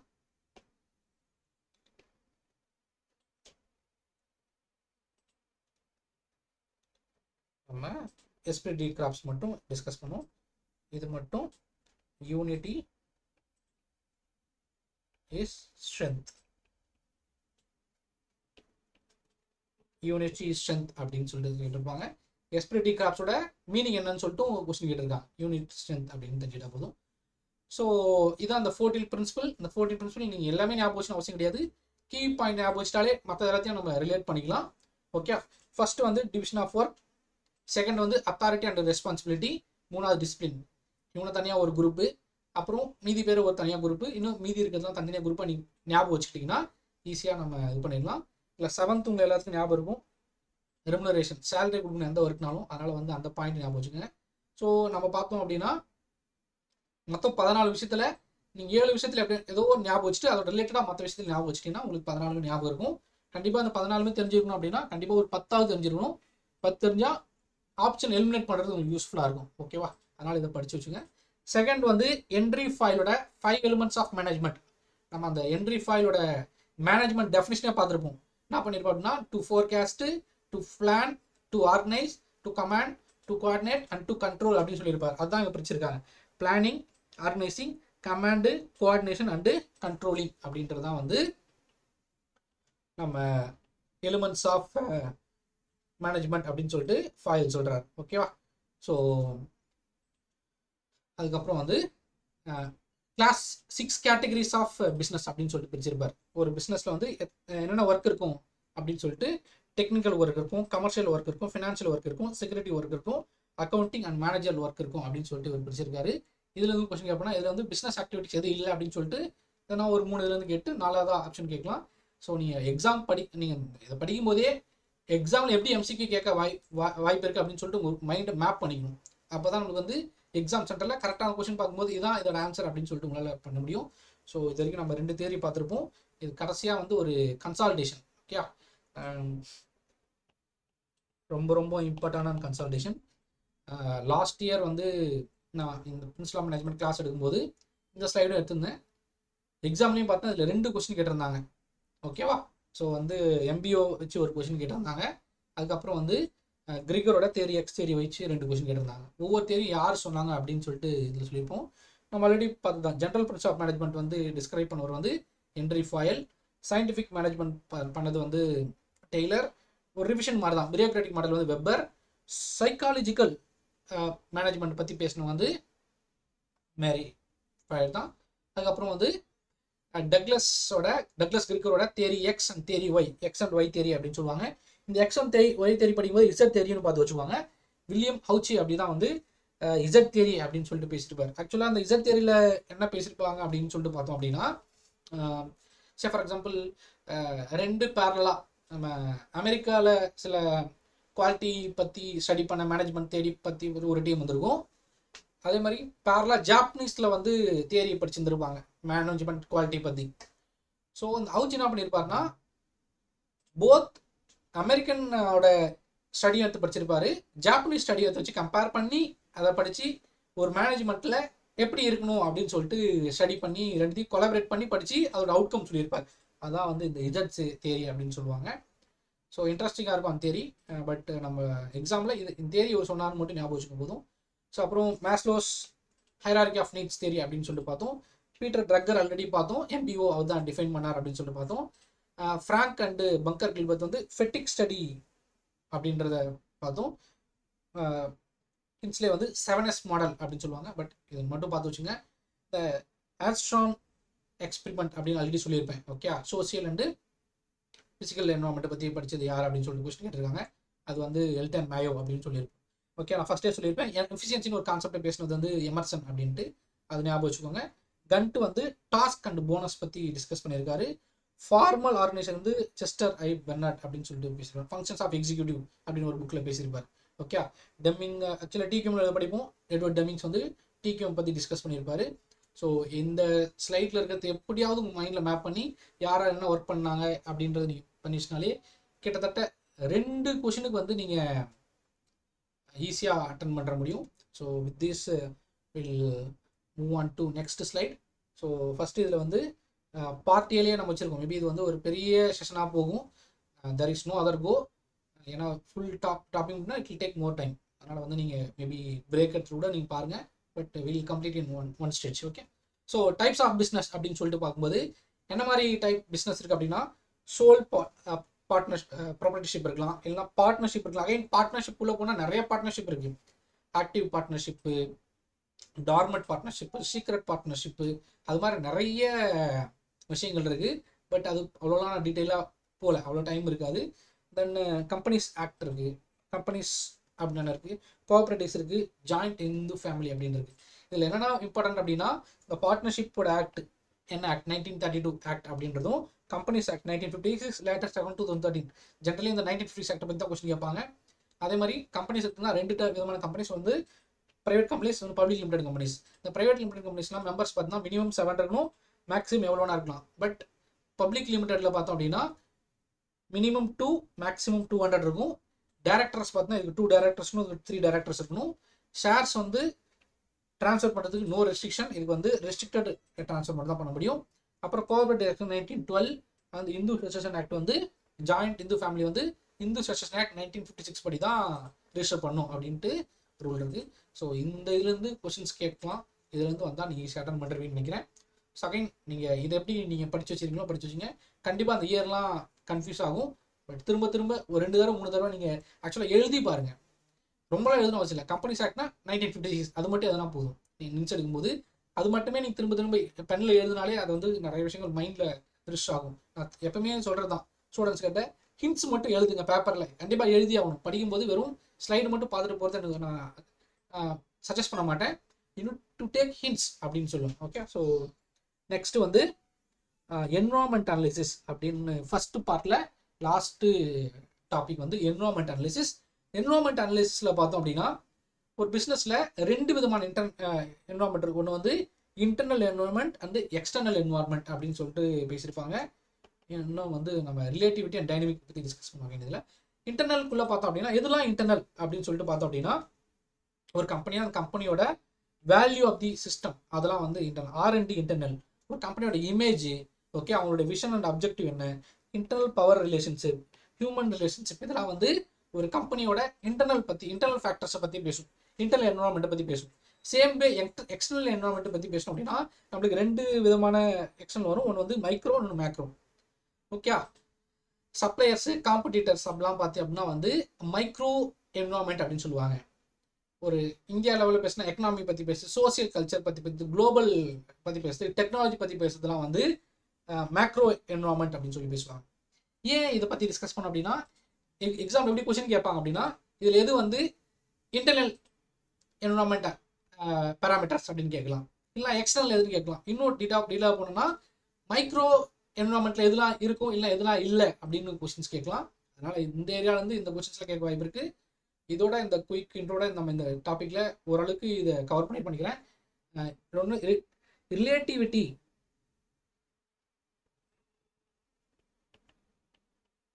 அண்ட் டைனமிக், இந்த 2 என்விரான்மெண்ட் பற்றி பேசுவாங்க.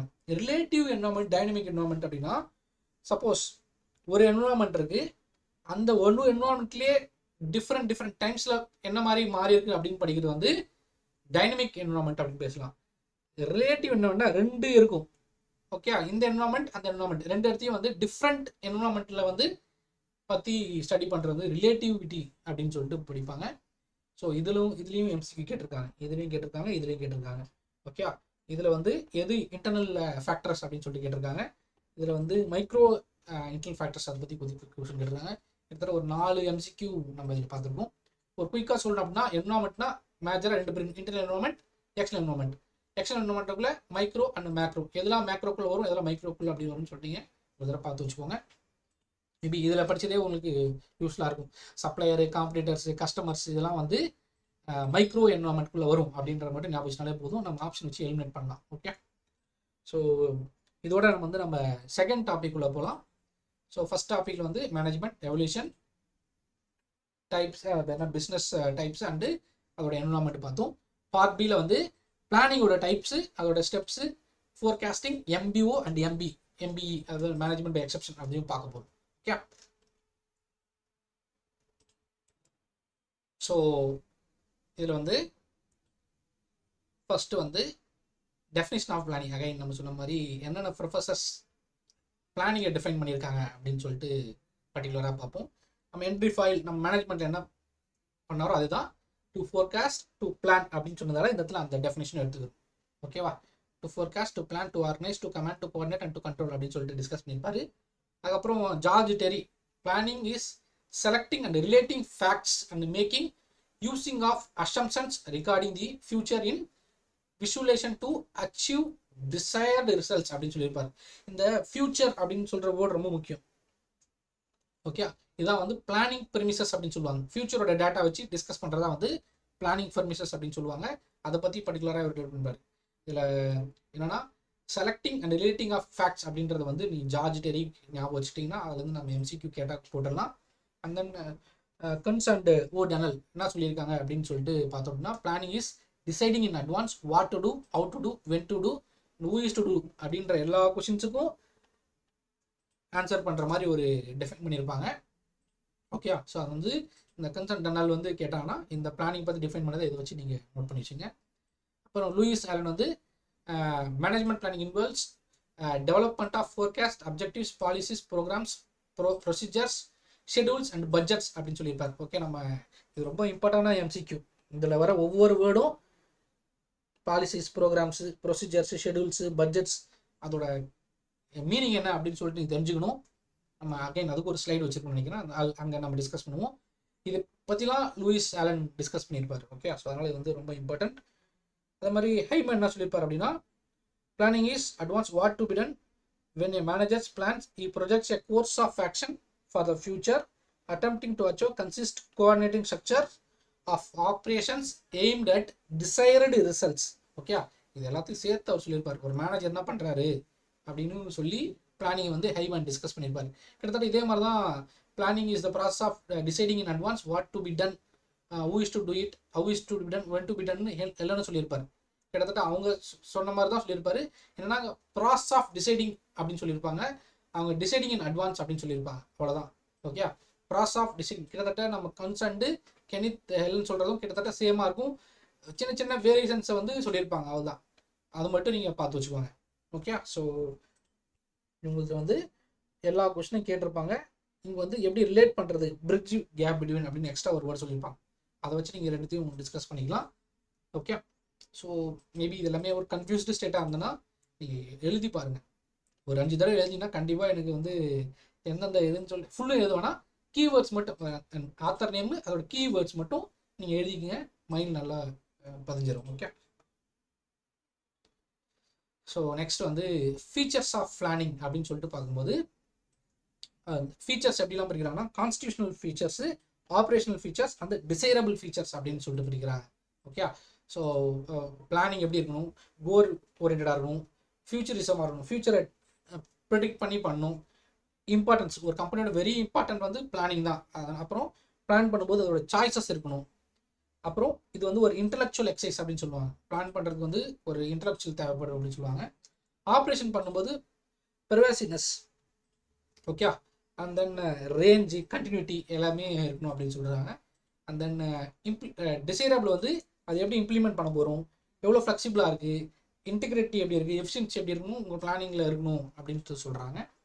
அண்ட் தென் ரொம்ப இம்பார்ட்டண்ட்டான விஷயம் வந்து types of planning. Exam point of வியூவில் ஸ்ட்ராட்டஜிக் பிளானிங் வந்து எப்படி இருக்கணும், லாங் டைமாக இருக்கணுமா, இல்லை யார் டிசைட் பண்ணுவா அப்படின்னு ஒரு கொஸ்டின் கேட்டிருக்காங்க. ஸ்ட்ராட்டஜிக் பிளானிங் வந்து long time planning, top management தான் எப்பவுமே ஸ்ட்ராட்டஜியை பற்றி டிசைட் பண்ணுவாங்க. பாலிசிஸ், ஸ்ட்ராட்டஜிலாம் வந்து எப்பவுமே டாப் மேனேஜ்மெண்ட் தான். பாலிசி, ஸ்ட்ராட்டஜி எல்லாமே வந்து டாப் மேனேஜ்மெண்ட் தான், அதை ஞாபகம் வச்சுக்கோங்க. டாக்டிக்கல் பிளானிங் அப்படின்றது வந்து இன்டர்மீடியட் பிளானிங் அப்படின்னு சொல்லுவாங்க. இது வந்து மிடில் மேனேஜ்மெண்ட் பண்ணுவாங்க. மேபி ஸ்ட்ராட்டஜிக்கல் பிளான் வந்து மோர் தென் 5 years ஆர் அப்படி இருக்கிறதுல வந்து லாங் டேர்மாக இருக்குதான் ஸ்ட்ராட்டஜிக் பிளானிங் சொல்லலாம். 1 to 3 yearsக்குள்ள இருக்குது இன்டர்மீடியட் பிளானிங், அது வந்து டாக்டிக்கல் பிளானிங் அப்படின்னு சொல்லுவோம். அண்ட் தென் less than 1 yearக்குள்ள இருக்குது வந்து ஆப்ரேஷனல் பிளானிங் அப்படின்னு சொல்லுவோம். ஜென்ரலாக இது பாட்டம் மேனேஜ்மெண்ட் டிசைட் பண்ணுற ஏரியா. இதெல்லாம் எம்சிக்கு கேட்டிருக்காங்க இந்த ஏரியாலாம். ஆப்ரேஷன் மேனேஜ்மெண்ட் வந்து யார் டிசைட் பண்ணுவோம் அப்படின்னு ஒரு கொஸ்டின் கேட்டிருக்காங்க. மேபி இந்த ஸ்லைடு பார்க்கும்போது உங்களுக்கு மேபி ஈஸியாக தெரியலாம். ஆனால் எக்ஸாம்பிள் அந்த எம்சிக்யூவாக பார்க்கும்போது ஆப்ரேஷன் பிளானிங் யார் பார்க்கும்போது டாப் மேனேஜ்மெண்ட்டா, மிடில் மேனேஜ்மெண்ட்டா, இன்டர்மீடியட் மேனேஜ்மெண்ட்டா, ஆர் பாட்டம் மேனேஜ்மெண்ட்டா அப்படின்னு கொஸ்டின் பார்க்கும்போது கண்டிப்பாக கன்ஃபியூஸ் ஆகும். அதனால வந்து கண்டிப்பாக இதை வந்து எப்படி நீங்கள் புரிஞ்சு வச்சுக்கணும், கண்டிப்பாக இது புரிஞ்சு தான் செஞ்சுக்கணும். இதெல்லாம் ஸ்ட்ராட்டஜிலாம் பண்ணால் பெரிய டாப் மேனேஜ்மெண்ட் பண்ண முடியும், டாக்டிக்கல் பண்ணால் மிடில் மேனேஜ்மெண்ட் பண்ணலாம், ஆப்ரேஷன்னா ஃப்ளோர் லெவலில் பண்ணுறது, ஒர்க் பண்ணும்போது என்ன பண்ணணுமோ அந்த பிளான் வந்து பாட்டமில் தான் பண்ணணும் அப்படின்னு ஒரு லாஜிக்கலாக ஞாபகம் வச்சுட்டாலே ஈஸியாக புரிஞ்சிடும். Will move on to next. இதெல்லாம் இந்த ப்ராசஸ் ஆஃப் பிளானிங் வந்து என்ன கேட்டிருக்கேன் அப்படின்னா, எப்படி ஆர்டரில் எது ஃபஸ்ட்டு செகண்ட் தேர்ட் வரும், இந்த 4 மேபி இந்த 4 கொடுக்குறான்னு வச்சுக்கோங்க.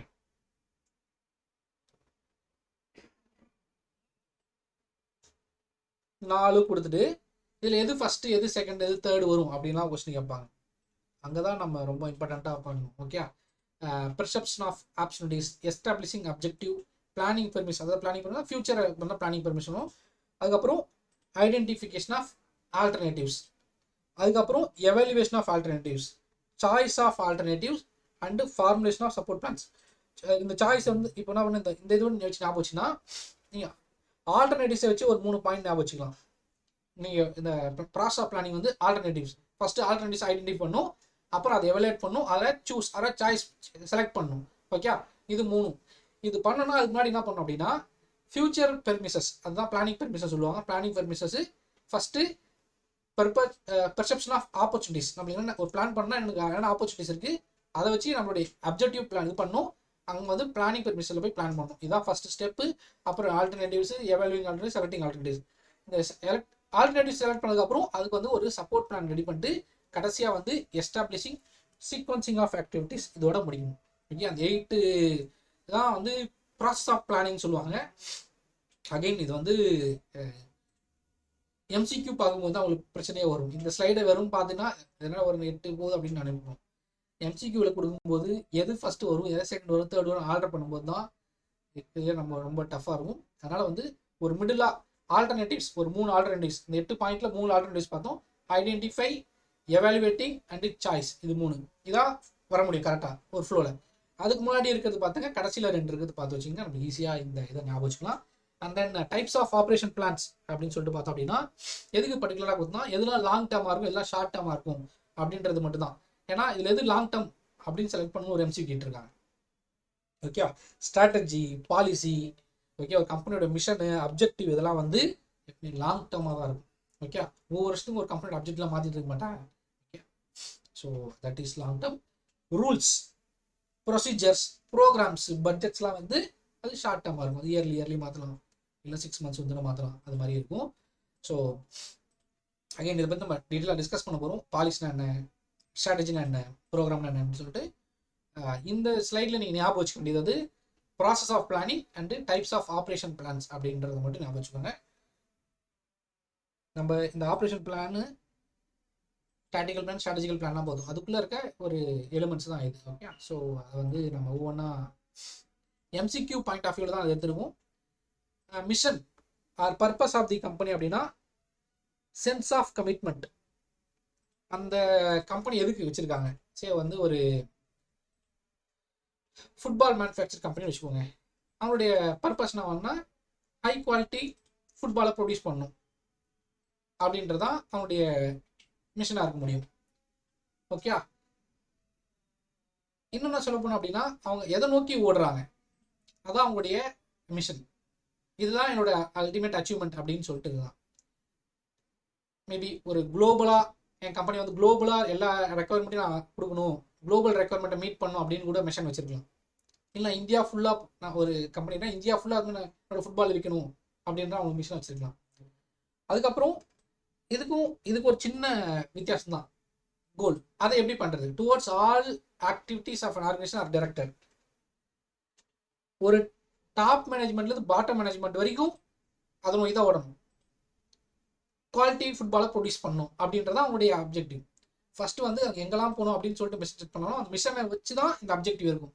மிஷனை என்ன மிஷனோ அதை எப்படி நம்ம நோக்கி ஓட போகிறோம் அப்படின்றதா towards all activities of organisation or director, அதான் அப்ஜெக்டிவ் சொல்லுவாங்க. ஸ்ட்ராட்டஜிஸ் வந்து environment in order to active long term goal. Okay, so என்விரான்மெண்ட்னா மேபி என்னென்ன நம்ம ஃபேக்டர்ஸில் வச்சுருப்போம்ல, இன்டர்னல் ஃபேக்டர்ஸ், எக்ஸ்டர்னல் ஃபேக்டர்ஸ், அந்த ஃபேக்டர்ஸ்லாம் டிசைட் பண்ணுவோம். அதெல்லாம் வச்சுட்டு நம்ம எப்படி பிளான் பண்ணணும், ஃபுட்பால் மேனுஃபேக்சர் பண்ணி நம்ம கம்பெனி வச்சுருந்தா எப்படிலாம் பண்ணுவோம், எங்கே எவ்வளோ ப்ரொடியூஸ் பண்ணணும், எங்கே போய் இது பண்ணணும், எங்கே சேல்ஸ் பண்ண போகிறோம் அப்படின்னு சொல்லிட்டு எல்லா பிளானும் அவங்க வச்சுருப்பாங்க. எது மூலமாக நம்ம சேல்ஸ் பண்ண போகிறோம், ஓகே, அது முதற்கொண்டு ப்ரொடியூஸ் பண்ணுறதுலேருந்து சேல்ஸ் பண்ணுற வரைக்கும் எல்லாத்த பற்றியும் கம்பெனி எப்படி ரன் பண்ணணும்னு முதற்கொண்டு அது பண்ணுறது ஸ்ட்ராட்டஜிஸ் அப்படின்னு சொல்லுவாங்க. இது எப்பவுமே லாங் டேர்ம் பிளானாக இருக்கும். சிமிலர்லி பாலிசிஸும் கிட்டத்தட்ட சேம் தான், பட் இது வந்து ஒரு ரிட்டர்ன் ஸ்டேட்மெண்ட்டாக. சே ஃபார் எக்ஸாம்பிள் ஒரு எம்ப்ளாயி 4 years ஒர்க் பண்ணிட்டு இருக்காரு அசிஸ்டன்ட் மேனேஜராக. 4 years ஒர்க் பண்ணால் அவர் 5th year வந்து அவர் மேனேஜர் ஆக முடியும் அப்படின்னு ஒரு பாலிசி போட்டிருக்கும். அதுதான் பாலிசி. அது ஸ்டாண்டர்டாக இருக்கும், அது லாங் டேர்மாக இருக்கும். இந்த பாலிசி தான் வந்து guides to think and decision making. அப்போது என்ன அப்படின்னா 4 years ஒர்க் பண்ணிட்டாரு, அடுத்து அவர் அசிஸ்டன்ட் மேனேஜராக ப்ரொமோட் பண்ணலாமா அப்படின்னு ஒரு பாலிசியில் சொல்லிருக்கும். அசிஸ்டன்ட் மேனேஜராக ப்ரொமோட் பண்ணலாமா அப்படின்னு சொல்லிட்டு டெசிஷன் எடுக்கிறதுக்கு இந்த பாலிசிஸ் யூஸ் ஆகும். ஓகே, ஸோ சின்ன சின்ன டிஃப்ரென்ஸ் இருக்கும், அதை மட்டும் நீங்கள் கரெக்டாக பார்த்துங்க. பாலிசிஸ் வந்து guides to thinking and decision making.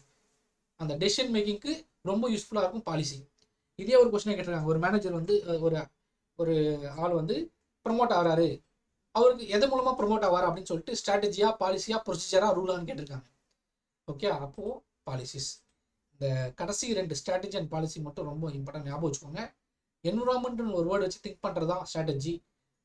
Decision மேக்கிங்க்கு இம்பார்ட்டண்டாக கொடுக்குது பாலிசி அப்படின்றத மட்டும் நம்ம க்ளோஸ் பண்ணிப்போம். செகண்டு ஒரு ஷார்ட் டேர்மில் இருக்கிறது வந்து ப்ரொசீஜர்ஸ், ரூல்ஸு, ப்ரோக்ராம்ஸ் அண்ட் பட்ஜெட்ஸ்லாம் பேசும். இதெல்லாமே இந்த லெஃப்ட் ஹேண்ட் சைடில் இருக்கிற லாங் டேர்ம், இதெல்லாமே short term. Okay, procedures and programmes கிட்டத்தட்ட சேமாக தான் இருக்கும். என்ன அப்படின்னா a series of interrelated sequential steps to guide action. இந்த ரெண்டு sequential step to guide action, இந்த வேர்டு தான் ப்ரொசீஜர். ப்ரோக்ராம்னா a particular ப்ரோக்ராம் மட்டும். சே ஃபார் எக்ஸாம்பிள் ஒரு கம்பெனி இருக்கு, இப்போ ஃபுட்பால் மேட்ச் ஏதோ ஒரு டோர்னமெண்ட் நடத்த போகிறாங்க, அந்த டோர்னமெண்ட்டுக்கு ஃபுல்லாக அந்த ஃபுட்பால் இங்கே சப்ளை பண்ணும் அப்படின்ற ஒரு ப்ரோக்ராம். ஓகே, அந்த டோர்னமெண்ட் முடிஞ்சோடனே அவங்களுடைய அந்த ப்ரோக்ராம் க்ளோஸ் ஆகிடும். ஒரு சிங்கிள் டேர்ம் யூஸ் அப்படின்னு ஒரு வேர்டு யூஸ் பண்ணியிருப்பாங்க. சிங்கிள் டேர்ம் யூஸ் இது எல்லாமே இந்த ப்ரோக்ராமில் வந்து எல்லாமே இருக்கும்.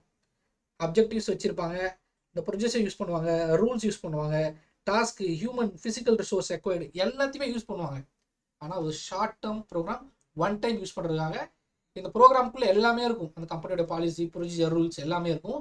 ப்ரோக்ராம் பண்ணுறது ஒரு சிங்கிள் டைம் யூஸ், ஷார்ட் டைமாக ஒரே ஒரு ஸ்பெசிஃபிக்காக ஒரே ஒரு இதுக்காக. ஏன்னா ஒரு எக்ஸாமில் எம்சிக்யூவில் கேட்டிருக்காங்க, சீக்வன்ஸாக பண்ணுறது ஃபார் எ பர்டிகுலர் ஈவெண்ட் அப்படின்ற மாதிரி ஒரு கொஸ்டின் கேட்டிருந்தாங்க. அந்த இடத்துல வந்து ப்ரொசீஜர் ஆன்சர் கிடையாது, பர்டிகுலர் ஒரு வேர்டு யூஸ் பண்ணதால் அது வந்து ப்ரோக்ராம் அப்படின்னு சொல்லிட்டு போகணும். ஓகே, இப்போ ஜென்ரலைஸ்டாக இருக்கிறது வந்து சீக்வன்ஸெல்லாம் ஆர்டர் போடுறது வந்து ப்ரொசீஜர்னு சொல்லலாம். ஒரு பர்டிகுலர் ப்ராஜெக்ட் மட்டும் சொல்கிறது வந்து ப்ரோக்ராம் அப்படின்னு சொல்லுவாங்க. Rules simple, dos and don'ts, அதான் ரூல்ஸ். சரி ஃபார் எக்ஸாம்பிள் ஒரு கம்பெனி எம்ப்ளாயிஸ்லாம் 9:30 வரணும், ஃபார்மல் ட்ரெஸ் தான் யூஸ் பண்ணணும் அப்படின்றதுலாம் வந்து ரூல்ஸ். ஓகே, அதில் என்ன பண்ணோம் என்ன பண்ணக்கூடாது அப்படின்றது மட்டும், what to be done and what not to be ton அப்படின்றத மட்டும் கொடுக்குறது தான் வந்து ரூல்ஸ். ஓகேவா? ஸோ பாலிசி இதையும் போட்டு கன்ஃபியூஸ் பண்ணிக்கூடாது. பாலிசி வேறு, ரூல்ஸ் வேறு. ஓகே, ரூல்ஸ் வந்து ஷார்ட் டேர்ம், அது வந்து ரொம்ப என்ன சொல்கிறதுனா டாப் லெவலில் டெசிஷன் எடுக்க மாட்டாங்க, ஒரு மிடில் லெவல்லையோ பாட்டம் லெவல்லையோ டெசிஷன் எடுத்துக்க முடியும். Policy is always taken by top management, அது மட்டும் ஞாபகம் வச்சுக்கோங்க. ஏதோ ஒரு ஆப்ஷன் கொடுக்குறாங்கன்னா இது ரூலா பாலிசியா அப்படின்னு நம்மளுக்கு கேட்குறாங்க அப்படின்னா அந்த டெசிஷன் யார் எடுப்பாங்கன்னு நீங்கள் திங்க் பண்ணாலே போதும், அது வந்து பாலிசியா ரூலா நீங்கள் தெரிஞ்சுக்கலாம். ஓகே, ஏன்னா அந்த பாலிசிக்கு ரூல்ஸுக்கு தான் அடிக்கடி டிஃப்ரென்ஸ் ஆஃப் ஒப்பீனியன்ஸ் வரும். அப்போது rules should be taken by middle management or bottom management and it is a short term and what to be done not to be done அப்படின்றது மட்டும் கொடுத்து. பட்ஜெட்ஸ் அப்படின்றது வந்து simple in terms of numerical terms அப்படின்னு ஒரு plan வச்சாங்கன்னா அது வந்து பட்ஜெட்ஸ் அப்படின்னு சொல்லுவாங்க. ஸோ ஃபார் எக்ஸாம்பிள் அதே மாதிரி எதுவும் சிங்கிள் டேர்ம் யூஸ் சொல்லுவாங்க. மேபி இந்த மந்த் வந்து ஒரு 20,000 ஃபுட்பால்ஸ் விற்கணும், அது வந்து ஒரு 20,000 1,000னா அது ஒரு அமௌண்ட், இந்த அமௌண்ட்டு நம்ம சேல்ஸ் பண்ணணும் அப்படின்னு ஒரு டார்கெட் வைக்கிறாங்க அப்படின்னா நியூமரிக்கல் டேர்ம்ஸில் எய்தர் அது வேல்யூவாக இருக்கலாம், இல்லை நம்பர் ஆஃப் குவான்டிட்டி ஃபுட்பால்ஸாக இருக்கலாம், இல்லை இவ்வளோ லேக்ஸ்க்கு விற்கணும், இல்லை க்ரோர்ஸ்க்கு விற்கணும் அப்படின்னு ஒரு நியூமரிக்கல் டேர்ம்ஸில் வைக்கிற அந்த பிளான் தான் வந்து பட்ஜெட்ஸ் அப்படின்னு சொல்லுவாங்க. ஓகே, ஸோ இந்த ஏரியாவில் ஓரளவுக்கு புரிஞ்சிருக்கும்னு நினைக்கிறேன். புரியல அப்படின்னா நீங்கள் கமெண்ட்டில் போடுங்க, அதை நம்ம வந்து டிஸ்கஸ் பண்ண ட்ரை பண்ணுவோம். நீங்கள் இல்லை மற்றவங்க யாரும் ஆன்சர் பண்ணுறாங்களா, இல்லை நம்ம டைம் கிடைக்கும்போது அதுக்கு நம்ம ரிப்ளை பண்ணி டிஸ்கஸ் பண்ணுவோம். ஏன்னா இந்த ஏரியாவிலேருந்து எம்சிக்யூ கேட்கறதுக்கு நிறைய சான்சஸ் இருக்குது. Okay okay, so move on to next slide. Forecasting. Okay, forecasting அப்படின்னு சொல்லி பார்த்தா ஃபியூச்சரை ப்ரெடிக்ட் பண்ண போகிறது இல்லையா? ஸோ ஃபியூச்சரை ப்ரெடிக்ட் பண்ணுறதுக்கு நம்மளுக்கு வந்து 2 டெக்னிக்ஸ் இருக்கு. ஒன்று வந்து குவாலிட்டேட்டிவ் டெக்னிக்ஸ் அப்படின்னு சொல்லுவாங்க, இன்னொன்று வந்து குவான்டிடேட்டிவ் டெக்னிக்ஸ் அப்படின்னு சொல்லுவாங்க. இந்த குவாலிட்டேட்டிவ் டெக்னிக்ஸ் அப்படின்னா மேபி சே ஃபார் எக்ஸாம்பிள் ஒரு சக்தி மசாலா கம்பெனி வச்சுப்போம். சக்தி மசாலா என்ன பண்ணுறாங்க அப்படின்னா அவங்களோட ஒரு ப்ராடக்ட் லான்ச் பண்ண போகிறாங்க. அந்த ப்ராடக்ட் போகுமா, நல்லா சேல்ஸ் ஆகுமா அப்படின்னு என்ன பண்ணுவோம்னா கஸ்டமர் கிட்ட போயிட்டு ஒரு ஷாப்லையா பர்டிகுலர் நான் அந்த சர்வேல எடுத்திருக்கேன், அங்கே போயிட்டு இந்த ப்ராடக்ட் நீ வாங்குவீங்களா, சிக்கன் மசாலா வாங்குவீங்களா அப்படின்னு சொல்லிட்டு ஒவ்வொரு கடையாக கேட்கணும்னு வச்சுக்கலாம். கஸ்டமர் கிட்ட இருந்து மார்க்கெட் சர்வே எடுக்கிறோம். இதை வச்சு கால்குலேட்லாம் பண்ண மாட்டாங்க, அந்த டேட்டா எடுத்து அப்படியே அனலைஸ் பண்ணிப்பாங்க. அது மாதிரி experts opinion or opinion of jury, Delphi technique அப்படின்னு சொல்லுவாங்க. டெல்ஃபி டெக்னிக்கில் ஒரு ப்ரோஸ் அண்ட் கான்செப்ட் எல்லாத்தையும் பேசி பிரைன் ஸ்டார்மிங் செஷன் கனெக்ட் பண்ணி கடைசியில் ஒரே ஒரு சொல்யூஷன் கிட்ட நிற்பாங்க. அப்புறம் சேல்ஸ் ஃபோர்ஸ் கம்போசைட் அப்படின்னு சொல்லுவாங்க. இதெல்லாம் வந்து கால்குலேஷன்லாம் இருக்காது, எக்ஸ்பர்ட்ஸே டிஸ்கஸ் பண்ணி கடைசியில் ஒரு இது இப்படின்னு சொல்லிட்டு ஒரு டெசிஷன் எடுக்கிறதுக்கான ஒரு ரூட் கொடுப்பாங்க. ஓகே, ஸோ இதுதான் வந்து நம்ம குவாலிட்டேட்டிவ் ஃபோர்காஸ்டிங்கில் பார்ப்போம். குவான்டிடேட்டிவ் டெக்னிக்ஸ் நமக்கு பார்க்கக்குள்ளார 2 விதமாக பிரிப்பாங்க. வந்து time series model, casual model, இல்லைன்னா இது அசோசியேட்டிவ் மாடல்னு சொல்லுவாங்க. Associative model, casual model or time series model. இதுலேயும் எம்சிக்கு எப்படி கேட்பாங்கன்னா டைம் சீரிஸ் மாடல் எதெல்லாம் வரும் எதெல்லாம் வராது அப்படின்னு கேட்கலாம். டைம் சீரிஸ் மாடலில் naive approach, moving average, simple average இதில் ஆட் பண்ணிக்கலாம். Simple average, weighted average. Okay, அது 5, 6 கூட நோட் பண்ணிக்கங்க. Okay, so moving average, simple average, weighted average, exponential smoothing, trend projection, இது எல்லாமே வந்து comes under time series model. Casual மாடலில் வந்து ரெக்ரெஷன் அனலைசிஸும் எக்கனாமெட்ரிக் மாடலும் வந்து comes under casual or associative model. Okay, so எப்படி கொஸ்டின் கேட்டிருப்பாங்க அப்படின்னா ஒரு 4 ஆப்ஷன் கொடுத்துட்டு இதில் எது வந்து குவாலிட்டேட்டிவ் மாடல், இல்லை இது எது வந்து குவான்டிடேட்டிவ் மாடல், இல்லை அப்படின்னா இதில் எது வந்து அசோசியேட்டிவ் மாடல், இல்லை எது டைம் சீரிஸ் மாடல் அப்படின்னு சொல்லிட்டு கொஸ்டின் கேட்கலாம். இல்லை எந்த மாடல் இல்லை அப்படின்னு சொல்லிட்டு கேட்கலாம். அதனால் வந்து ரொம்ப ரொம்ப இம்பார்ட்டண்டான ஒரு ஸ்லைடு. இந்த ஸ்லைடு மேபி பார்க்கறதுக்கு ஒரு சின்ன இதுவாக இருக்கலாம், பட் இதுக்குள்ளே நிறைய எம்சிக்யூ இருக்குது. நிறைய எம்சிக்யூ அதான் இங்கே நீங்கள் இந்த ஸ்லைடில் பார்க்க வேண்டியது. ஓகேவா, பார்த்து வச்சுக்கோங்க. So next will move on to MBO and MBE. இது 2 பற்றி டிஸ்கஸ் பண்ணுவோம். எம்பிஓவில் இம்பார்ட்டண்டான கொஸ்டின்ஸ் அப்படின்னு சொல்லி பார்த்தா இதில் கொடுத்துருக்கேன். ஓகேவா, யார் ப்ரப்போஸ் பண்ணா? Peter trucker. எப்போ ப்ரப்போஸ் பண்ணாரு? 1952. 2வது எம்சிக்யூ. அவர் என்ன புக் எழுதினாரு? ப்ராக்டிஸ் பண்ணார். 3வது எம்சிக்யூ. 4th எம்சிக்யூ வந்து ஸ்மார்ட் அப்படின்னு கொடுத்துட்டு இதில் ஒவ்வொன்றும் என்ன சொல்லுது அப்படின்னு சொல்லி கேட்டிருக்காங்க. எஸ் வந்து ஸ்பெசிஃபிக், எம் மெசரபிள், ஏ அக்ரீடு, ஆர் ரியலிஸ்டிக். இந்த ரியலிஸ்டிக் வச்சு தான் கொஸ்டின் கேட்டிருக்காங்க எம்சிக்யூவில். ஓகே, நிறைய எம்சிக்யூ இந்த ரியலிஸ்டிக் வச்சு கேட்டிருக்காங்க. அண்ட் தென் டைம் ரிலேட்டட் இது எல்லாமே எம்சிக்யூ. இந்த ஸ்மார்ட்டில் வந்து என்ன கேட்டிருக்காங்கன்ட்டு. அப்புறம் எம்பிஓ வந்து கோல் ஓரியன்டா அப்படின்னு ஒரு 4 ஆப்ஷன் கொடுத்துருக்காங்க. எம்பிஓ வந்து கோல் ஓரியன்ட். அந்த எம்பிஓவில் வந்து கேஆர்ஏ அப்படின்னு ஒன்று அதோட டெஃபினிஷன் சொல்லி கேட்டிருக்காங்க. ஓகே, கீ ரிசல்ட் ஏரியா அப்படின்னு சொல்லுவாங்க. ஓகே, ஸோ இது எல்லாமே எம்சிக்யூ. இந்த லெஃப்ட் ஹேண்ட் சைடில் கொடுத்துருக்க ஒரு பொம்மை மாதிரி போட்டு கொடுத்துருக்கேன். இது வந்து நீங்கள் கண்டிப்பாக ஞாபகம் வச்சுக்கணுன்றத தனியாக கொடுத்தேன். அந்த எம்பிஓ ப்ராசஸில் வந்து ஃபர்ஸ்ட் வந்து கோல் செட்டிங், ஆக்ஷன் அண்ட் ரிவ்யூ எல்லாமே சேர்ந்து தான் அது. ஓகே, எம்பிஓ ப்ராசஸ்ன்றது வந்து ஒரு பிளானிங்கில் ஃபர்ஸ்ட் கோல் செட் பண்ணணும், அது எப்படி நடக்குதுன்னு பார்க்கணும், அதை ரிவ்யூ பண்ணணும். எல்லாமே சேர்ந்து தான் இந்த MBO process. Again MBO process வந்து ராபர்ட் கர்தர் அண்ட் ட்ரக்கர் எப்படி டிஃபைன் பண்ணுறாங்க அப்படின்றதும் இதை வச்சு கொஸ்டின் கேட்கலாம். ஏன்னா நம்ம வந்து எம்பிஓ எப்பவுமே நம்ம பீட்டர் ட்ரக்கர் மட்டும் பார்த்துருப்போம், அவரோட டெஃபினேஷன் மட்டும் தான் இருக்கும்னு நினைப்போம். சில நேரத்தில் என்ன பண்ணலாம்னா இந்த கர்தரோட comprehensive management system based on measurable anticipative set objective அப்படின்னு கொடுத்துட்டு இது யார் சொன்னான்னு சொல்லிட்டு கேட்கலாம் எம்பிஓ வச்சு. அப்போ நம்ம எம்பிஓ ஜென்ரலாக பண்ணுவோம், ட்விட்டர் ட்ரக்கர்னு போட்டு வருவோம். ஆனால் இது மட்டும் ஆன்சர் மாறலாம். ஓகே, அது மாதிரி இன்னும் நிறைய பேர் கொடுத்துருக்காங்க. பட் இந்த 2 பார்த்து வச்சுட்டு போங்க, நம்ம எலிமினேட் பண்ணலாம் மீதி இது வச்சு. ஓகே, எம்பிஓவில் நிறைய இருக்குது. I'm not discussing everything. Key points மட்டும் டிஸ்கஸ் பண்ணுறேன். Okay, with this will move on to next slide.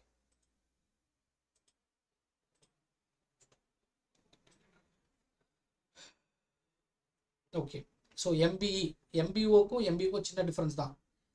என்னன்னா ஒரு ப்ரொடக்ஷன் கம்பெனியாக இருக்குன்னு வச்சுக்கோங்க. அதில் ப்ரொடக்ஷன் மேனேஜர் இருக்காரு. அவர் வேலை என்னன்னா எல்லாமே தான். இன்னைக்கு என்ன எவ்வளோ டார்கெட்டு, இந்த மிஷின் எவ்வளோ கொடுத்துருக்கும், இந்த எம்ப்ளாயி எவ்வளோ கொடுத்துருக்கும், நீங்கள் எவ்வளோ ப்ரொடியூஸ் பண்ணுறாங்க. மேபி காலைல 10 மணிக்கு இதெல்லாம் கொடுத்துருப்பாரு. 11 மணிக்கு வந்து கரெக்டாக டைம் படி போயிட்டு இருக்கா அப்படின்னு வாட்ச் பண்ணுவார். அதே மாதிரி அந்த எம்ப்ளாயும் வந்து அவங்க டைம் படி போயிட்டு இருக்கான்னு செக் பண்ணுவாங்க. எம்பிஓ வந்து டாப்லேருந்து பாட்டம் மேனேஜ்மெண்ட் வரைக்கும் கண்டினியூஸாக அவங்க பார்த்து வாட்ச் பண்ணிட்டே இருப்பாங்க. பட் எம்பிஏ என்ன பண்ணும் அப்படின்னா எப்போ ப்ராப்ளமோ அப்போ மட்டும் தான் உள்ளே வரும். அதான் மேனேஜ்மெண்ட் பை எக்ஸப்ஷன். அப்படின்னா வாட் இஸ் யுவர் ப்ராப்ளம், உங்களுக்கு ப்ராப்ளம் இருக்குது. இப்போ சப்போஸ் ஒரு ஸ்டாண்டர்ட் செட் பண்ணியிருப்பாங்க, அந்த ஸ்டாண்டர்ட்லேருந்து டிவியேட் ஆனால் மட்டும்தான் உள்ளே வருவாங்க. பட் அது இல்லாத வரைக்கும் அவங்க உள்ளே வரமாட்டாங்க. அவங்களே அது என்ன அவங்க மேனேஜர் டிசிஷன் எடுக்கலாம், எம்ப்ளாயிஸை டிசிஷன் எடுக்கலாம்னு விட்டுருவாங்க கரெக்டாக போகிற வரைக்கும். எப்போ ப்ராப்ளம் வருதோ அப்போ தான் அந்த டாப் மேனேஜ்மெண்ட்டும் மிடில் மேனேஜ்மெண்ட்டும் உள்ளே வரும். அது வரைக்கும் யாரும் மேனேஜ்மெண்ட் உள்ள ஒர்க்கில் வரமாட்டாங்க. இந்த மாதிரி சில கம்பெனிஸ் ரன் பண்ணுவாங்க. இதை பர்ஃபார்ம் பண்ணவர் வந்து நம்ம FW டெய்லர் தான். ஓகே, இது ஒரு எம்சிக்கு கேட்டிருக்காங்க. மேனேஜர் எக்ஸப்ஷன் வந்து யார் ப்ரப்போஸ் பண்ணா அப்படின்ட்டு நம்ம FW டெய்லர். அதே மாதிரி வந்து எம்பிஓவில் பார்த்தீங்கன்னா மேனேஜர்ஸ் அப்படின்லாம் யூஸ் பண்ணுவாங்க. இங்கே ஏன் மேனேஜர் யூஸ் பண்ண மாட்டாங்க, இங்கே வந்து எக்ஸிக்யூட்டிவ்ஸ் யூஸ் பண்ணுவாங்க. அந்த சிஸ்டம் வந்து ரொம்ப எஃபிஷியண்ட்டாக இருக்கும், இந்த மேனேஜ்மெண்ட் பை எக்ஸப்ஷன் யூஸ் பண்ணுற system. Okay, so it depends upon the company, factory, MBO use பண்ணுமா, எம்பிஏ யூஸ் பண்ணுமா, எதை வச்சு அவங்க பிளான் பண்ணணும் அப்படின்றது. பட் எம்சிக்யூ பாயிண்ட் ஆஃப் வியூவில் இந்த 2 கொஸ்டினும் ரொம்ப இம்பார்ட்டன்ட், பார்த்து வச்சுக்கோங்க. ஸோ இது வரைக்கும் நம்ம part A and part B முடிச்சிருக்கோம். நம்மளோட அல்டிமேட் எய்ம் என்னன்னா, ஒரு ஃபேக்கல்ட்டியாக என்னோட எய்ம் என்ன அப்படின்னு சொல்லிட்டு பார்த்தோன்னா, இந்த எடுக்கிறது மூலமாக அட்லீஸ்ட் எக்ஸாமில் ஒரு 5லேருந்து 6 கொஸ்டின்ஸ் எம்சிக்யூ வந்து இந்த ஸ்லைடு வந்து அது ஹெல்ப்ஃபுல்லாக இருக்குது அப்படின்னா அது என்னோட என்னோட டார்கெட் அச்சீவ் பண்ண மாதிரி நான் ஃபீல் பண்ணுவேன். ஓகே, ஸோ இதோட ஃபீட்பேக் நீங்கள் கமெண்ட்ஸில் கொடுங்க. அப்போ தான் நம்ம அடுத்த தடவை இதுலேருந்து என்ன இம்ப்ரூவ் பண்ண முடியும். So will move on to part C. Part சியில் பார்த்தோம் அப்படின்னா உங்களுக்கு ஆர்கனைசிங் அண்ட் ஸ்டாஃபிங் 2 டாபிக் கொடுத்துருக்கேன். ஓகே, அந்த ஆர்கனைசிங் அண்ட் ஸ்டாஃபிங். ஓகே, நம்ம ஆர்கனைஸ்க்குள்ளே போனோம் அப்படின்னா டிபார்ட்மெண்டைசேஷன் அப்படின்னு ஒன்று இருக்குது. சிலபஸ் படி பார்த்தோன்னா அந்த லைன் அண்ட் ஸ்டாஃப் அது இருக்குது. டெலிகேஷன் அண்ட் டீசென்ட்ரலைசேஷன் அப்படின்னு இருக்கு. இது ஆர்கனைசிங்குள்ள. ஸ்டாஃபிங்குள்ளே பார்த்தோம் அப்படின்னா man power, recruitment and selection, training, performance apprise. நம்ம ஸ்டாஃபிங்குள்ளே ரொம்ப டீட்டெயிலாக போக முடியாது, பட் ஆர்கனைசிங்கில் கொஞ்சம் டீட்டெயிலாக படிக்க வேண்டியது இருக்குது. ஃபஸ்ட்டு வந்து பார்ட் சியில் ப்ராசஸ் ஆஃப் ஆர்கனைசிங். இதில் ஒரு எம்சிக்யூ கேட்டிருந்தாங்கன்னா ஆர்கனைஸோட செகண்ட் ஸ்டெப் என்ன அப்படின்னு சொல்லி கேட்டிருந்தாங்க. ஓகே, ஃபஸ்ட்டு ஒரு ஆர்கனைசிங் பண்ணோம் அப்படின்னா, ஒரு கம்பெனி நீங்கள் ஆர்கனைஸ் பண்ணுறோம் அப்படின்னா ஃபஸ்ட்டு வந்து identification and division of work. ஒரு கம்பெனியில் என்ன டிவிஷன் இருக்கணும், ப்ரொடக்ஷன் இருக்கணும், சேல்ஸ் இருக்கணும், பர்ச்சேஸ் இருக்கணும். ஓகே, அதுக்கப்புறம் குவாலிட்டி டீம் இருக்கணும். அப்படின்னு நம்ம டிபார்ட்மெண்ட் என்னென்ன ஃபஸ்ட் ஐடென்டிஃபை பண்ணணும், என்ன டீம் இருக்கணும் அப்படின்னு சொல்லிட்டு ஐடென்டிஃபை பண்ணுவோம். அதுக்கப்புறம் அதை டிபார்ட்மெண்டலைசேஷனாக பிரிப்போம். இந்த ஒர்க்லாம் இந்த ஒர்க், இந்த ப்ரொடக்ஷன் ஒர்க் பண்ணும், இந்த இதெல்லாம் வந்து சேல்ஸ் பண்ணும், இதெல்லாம் வந்து பர்ச்சேஸ் பண்ணும், இதெல்லாம் குவாலிட்டி டீம் பண்ணும் அப்படின்னு நம்ம வந்து டிபார்ட்மெண்டைசேஷன் பண்ணுவோம். அதான் வந்து செகண்ட் ஸ்டெப். தேர்டு வந்து அசைனிங் ஆஃப் டியூட்டி. அவங்க என்னென்னலாம் ஒர்க் பண்ணும். ஓகே, ஒரு சேல்ஸ் பண்ணுறவங்க என்னென்ன ஒர்க்லாம் பண்ணும் அப்படின்னு சொல்லிட்டு அவங்க டிசைட் பண்ணும். கடைசியில் வந்து எஸ்டாப்ளிஷிங் ரிப்போர்ட்டிங் ரிலேஷன்ஷிப். இவங்களுக்குள்ள என்ன ரிலேஷன்ஷிப் இருக்குது அப்படின்னு சொல்லிட்டு எல்லாமே சேர்த்து தான் நம்ம ஆர்கனைசிங் அப்படின்னு சொல்லுவோம். ஓகே, ஸோ வந்து identification and division of work first, second departmentalisation, third assigning duty and fourth establishing relationship அப்படின்னு சொல்லிட்டு சொல்லலாம். இந்த 4 ஸ்டெப்பு தான் வந்து ப்ராசஸ் ஆஃப் அனலைசிங் அப்படின்னு சொல்லலாம், ஆர்கனைசிங் அப்படின்னு சொல்லலாம். ஆர்கனைசிங் வந்து அகைன் இதில் வந்து நம்ம 2 பேரோட மட்டும் தான் கொடுத்துருக்கேன். வந்து கன்சர்ன் ஓடனலும் லூயிஸ் ஏ ஆலன் அவங்க சொன்னது. Okay, organising is establishment of authority relation with provision of coordination between them both vertically and horizontally. இந்த வேர்டு வந்து இனி என்டர்பிரைஸ் ஸ்ட்ரக்சர் இப்படி தான் ஆர்கனைஸ் பண்ணும் அப்படின்னு சொல்லிட்டு coordination between both vertically horizontal அப்படின்றத கன்சர்ன் ஓடனல் சொன்னது. வேற ஆலன் சொல்றது பார்த்தோன்னா identifying group of work to be performed, defining delegate the responsibility அப்படின்றதுல அத்தாரிட்டி எல்லாமே சேர்ந்து வந்துடும். அப்புறம் வந்து கடைசியில் ரிலேஷன்ஷிப்பை எம்ஃபசைஸ் பண்ணுறது தான் வந்து நம்ம அந்த ப்ராசஸ் ஆஃப் ஆர்கனைசிங் வந்து கிட்டத்தட்ட இதுலேருந்து எடுக்கலாம். Okay, identifying, grouping, responsibility and relationship, இதுதான் வந்து ஆலன் சொல்லியிருப்பார். ஓகே, ஸோ கீவேர்ட்ஸ் மட்டும் வச்சு இதை ஞாபகம் வச்சுக்கோங்க. Will move on to next slide. இதுலேருந்து நிறைய எம்சிக்யூ கேட்டிருக்காங்க. இதில் வந்து ரொம்ப ரொம்ப இம்பார்ட்டன்ட் ஸ்லைடு இது எக்ஸாம் பாயிண்ட் ஆஃப் வியூவில். லைன் ஆர்கனைசேஷன் அப்படின்னா என்ன, லைன் அண்ட் ஸ்டாஃப் ஆர்கனைசேஷன் என்ன, ஃபங்க்ஷனல் ஆர்கனைசேஷன் என்ன, கமிட்டி ஆர்கனைசேஷன் என்ன, project oriented organisation and matrix organisation அப்படின்னு சொல்லிட்டு ஒரு ஆர்கனைசேஷனை என்னென்ன ஃபார்ம்ஸில் பிரிக்கிறாங்க அப்படின்றது. இந்த லைன் ஆர்கனைசேஷன் என்ன சொல்லுவாங்கன்னா scalar organisation or military organisation or oldest type of, இதெல்லாம் எம்சிக்யூ கேட்டிருக்காங்க. ஓல்டஸ்ட் ஃபார்ம் ஆஃப் ஆர்கனைசேஷன் எது அப்படின்னு ஒரு கொஸ்டின் கேட்டிருக்காங்க. அதுக்கு ஆன்சர் வந்து லைன் ஆர்கனைசேஷன் தான். ஓகே, வெர்டிகல் ஆர்கனைசேஷன் இதெல்லாம் வந்து லைன் வரும். லைன் அண்ட் ஸ்டாஃப் ஆர்கனைசேஷனாக வரும்னா லைனையும் ஃபங்க்ஷனையும் கம்பைன் பண்ணுறது. ஓகே, லைனையும் ஃபங்க்ஷனையும், ஃபங்க்ஷன் ஆர்கனைசேஷனாக பிரிச்சிருப்போம், ஒவ்வொரு டிபார்ட்மெண்ட்டாக நம்ம பிரிச்சிருப்போம், அதையும் இது பண்ணியிருக்கோம். லைனையும் பிரிச்சிருக்கோம். நெக்ஸ்ட் ஸ்லைடில் வந்து இன்னும் கொஞ்சம் டீட்டெயிலாக நான் எக்ஸ்பிளைன் பண்ணுறேன். இந்த 3 ரொம்ப இம்பார்ட்டன்ட். அதனால அந்த 3 மட்டும் டெஃபினேஷன் போட்டேன். Maybe committee, project organisation, matrix ஆர்கனைசேஷன்லாம் ஓகே, இது ரொம்ப இம்பார்ட்டன்ட் இல்லை. பட் இதுலேருந்து எம்சிக்யூ கேட்கலாம். மேட்ரிக் ஆர்கனைசேஷன் வச்சு ஒரு கொஸ்டின் கேட்டிருக்காங்க. ஓகே, மேட்ரிக்ஸ் ஆர்கனைசேஷனா இப்போ சப்போஸ் நம்ம ஃபர்ஸ்ட் சொன்ன manager production, manager sales, manager purchase அப்படின்னா இப்படி இருக்கும். இவங்களுக்கீழேயும் அதே மாதிரி ஒர்க் இருப்பாங்க. 1, 2, 3 அப்படின்னு இருப்பாங்க. இதே மாதிரி இதுலேயும் ஒரு பார்த்தா ஒரு மேட்ரிக்ஸ் மாதிரி ஒரு ஸ்ட்ரக்சர் இருக்கும். அது வந்து மேட்ரிக்ஸ் ஆர்கனைசேஷன் சொல்லுவாங்க. Okay, so will move on to இந்த 3 ரொம்ப இம்பார்ட்டன்ட். திரும்ப சொல்கிறேன், லைன் அண்ட் ஸ்டாஃபு, ஃபங்க்ஷனல், இது 3 இம்பார்ட்டன்ட். நம்ம வந்து அடுத்த ஸ்லைடில் ஓகே. ஸோ லைன் ஆர்கனைசேஷன் அப்படின்னு சொல்லிட்டு பார்த்தோம் அப்படின்னா, ஸோ நான் கொஞ்சம் ஜூம் பண்ணால் தெரியும் நினைக்கிறேன். ஓகேவா, ஒரு கம்பெனியில் எடுத்துட்டோம் அப்படின்னா ஃபஸ்ட்டு ஒரு மேனேஜிங் டைரக்டர் இருப்பார், ப்ரொடக்ஷன் மேனேஜர் இருப்பார், பிளான் சூப்பரண்ட் இருப்பார், ஃபோர்மன் ஏ, ஃபோர்மன் பி, ஃபோர்மன் சின்னு இருப்பாங்க. இப்படி தான் அந்த ஸ்ட்ரக்சர் இருக்கும். ஒரு வெர்டிகலாக மட்டும் தான் போகும். ஓகே, இந்த வெர்டிகலாக மட்டும் தான் போகும். இன்னொரு விஷயம் என்ன சொல்லணும் அப்படின்னா, இதில் யாரும் ஸ்பெஷலிஸ்ட் யாரும் இருக்க மாட்டாங்க. இப்போ ஃபோர்மன் ஏ என்ன வேலை செய்கிறாரோ அதை ஃபோர்மன் பி வேலை செய்வார், ஃபோர்மன் பி என்ன செய்வாரோ அதை ஃபோர்மன் சி சொல்லிருக்காரு. No specialist.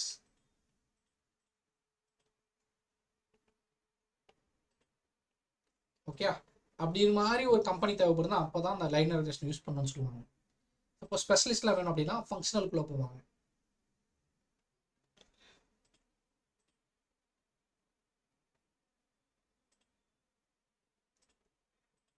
இங்கே புரிய நினைக்கிறேன்.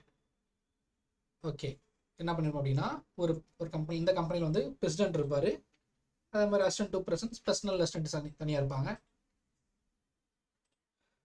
Marketing, engineering, finance, production. ஓகேவா, ஸோ இந்த டீம் வந்துட்டு இந்த மார்க்கெட்டிங் என்ன பண்ணுவாங்க, அந்த ஒர்க் ஃபுல்லாக இந்த ஃபங்க்ஷன் பண்ணுவாங்க. இன்ஜினியரிங் என்ன பண்ணுவாங்க, அந்த ஒர்க் இவங்க ஃபுல்லாக பண்ணுவாங்க. ஃபங்க்ஷன் என்ன பண்ணுவாங்க, இவங்களாம் இவங்க பண்ணுவாங்க. ப்ரொடக்ஷன் என்ன பண்ணுவாங்க, இவங்களாம் பண்ணுவாங்க. அப்படி அந்த ஃபங்க்ஷனாக பிரிக்கிறது தான் வந்து ஃபங்க்ஷனல் ஆர்கனைசேஷன் அப்படின்னு சொல்லுவாங்க. ஓகே, ஜென்ரலாக ஒரு இன்ஜினியரிங் பார்த்தோன்னா ஃபங்க்ஷனல் ஆர்கனைசேஷன் மாதிரி தான் பிரிச்சிருப்பாங்க ஒரு இதில். இதையே எப்படி நம்ம இது கூட ரிலேட் பண்ணணும்,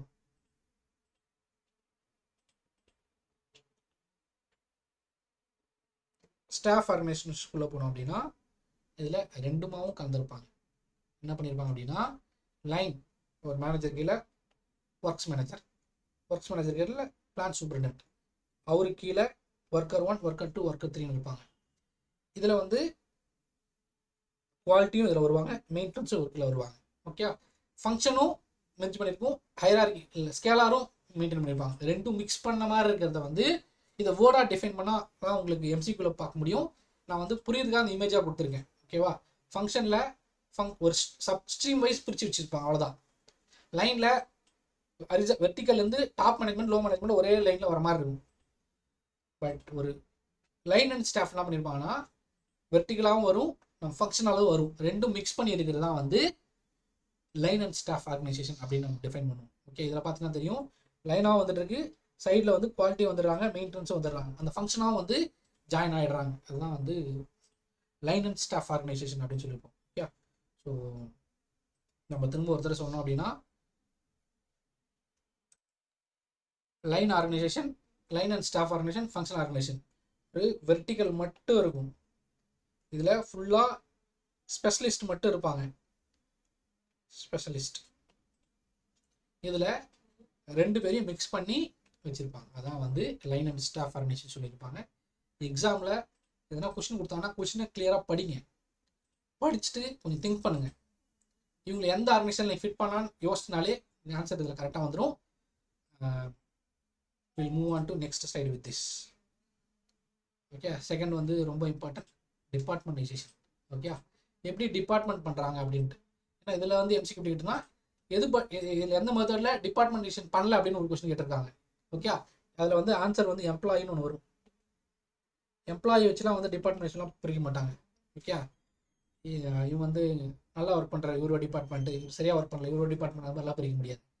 ஃபங்க்ஷனாக பிரிச்சிருக்காங்க, ப்ராடக்டாக பிரிச்சிருக்காங்க, டெரிட்டரி. ஒரு டிபார்ட்மெண்ட் வந்து மேபி தமிழ்நாடு ஃபுல்லாக ஒரு கம்பெனி இருக்கலாம், அது மாதிரி ஒரு லொக்கேஷன் வச்சு பிரிச்சிருக்கலாம். இல்லைனா ப்ரொடக்ஷனில் இவங்க சைட்லாம் வரும், குவாலிட்டியில் ஒரு சைடு, அது மாதிரி டிபார்ட்மெண்டேஷன் பண்ணியிருக்கலாம்.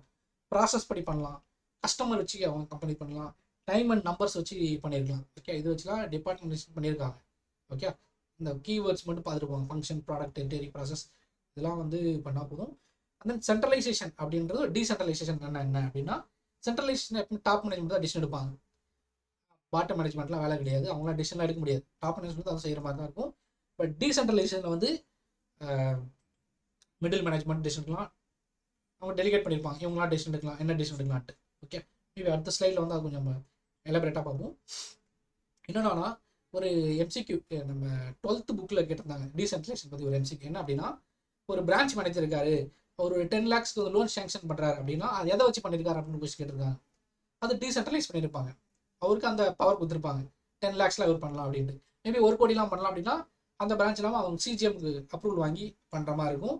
பிரான்ச் மேனேஜரால் அந்த டிசிஷன் எடுக்க முடியாது. அது மாதிரி அவருக்கு என்ன கொடுத்துருக்காங்க அப்படின்றத வந்து பிரித்து அவர் டிசிஷன் எடுக்கிறாங்கன்னா எதை வச்சு டிசிஷன் எடுக்கிறார் அப்படின்னா டீசென்ட்ரலைசேஷன் ஒரு பிரின்சிபல் வச்சு தான் அவர் டிசிஷன் எடுக்கிறாரு அப்படின்னு அந்த ஆப்ஷன் கொடுத்துருந்தாங்க. இந்த கொஸ்டின் பார்த்து வச்சுக்கோங்க. ஓகே, ஸோ சென்ட்ரலைசேஷனா டாப் மேனேஜ்மெண்ட் தான் டிசிஷன் எடுக்கும். டீசென்ட்ரலைசேஷனில் middle and bottom management can take decision depends upon the situation. அது மட்டும் தெரிஞ்சு வச்சுக்கோங்க.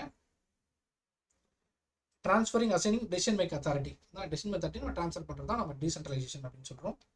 ஸோ ரொம்ப இம்பார்ட்டன்ட் எம்சிக்யூ வந்து ஸ்பேன் ஆஃப் கண்ட்ரோல் அப்படின்னு ஒரு எம்சிக்யூ.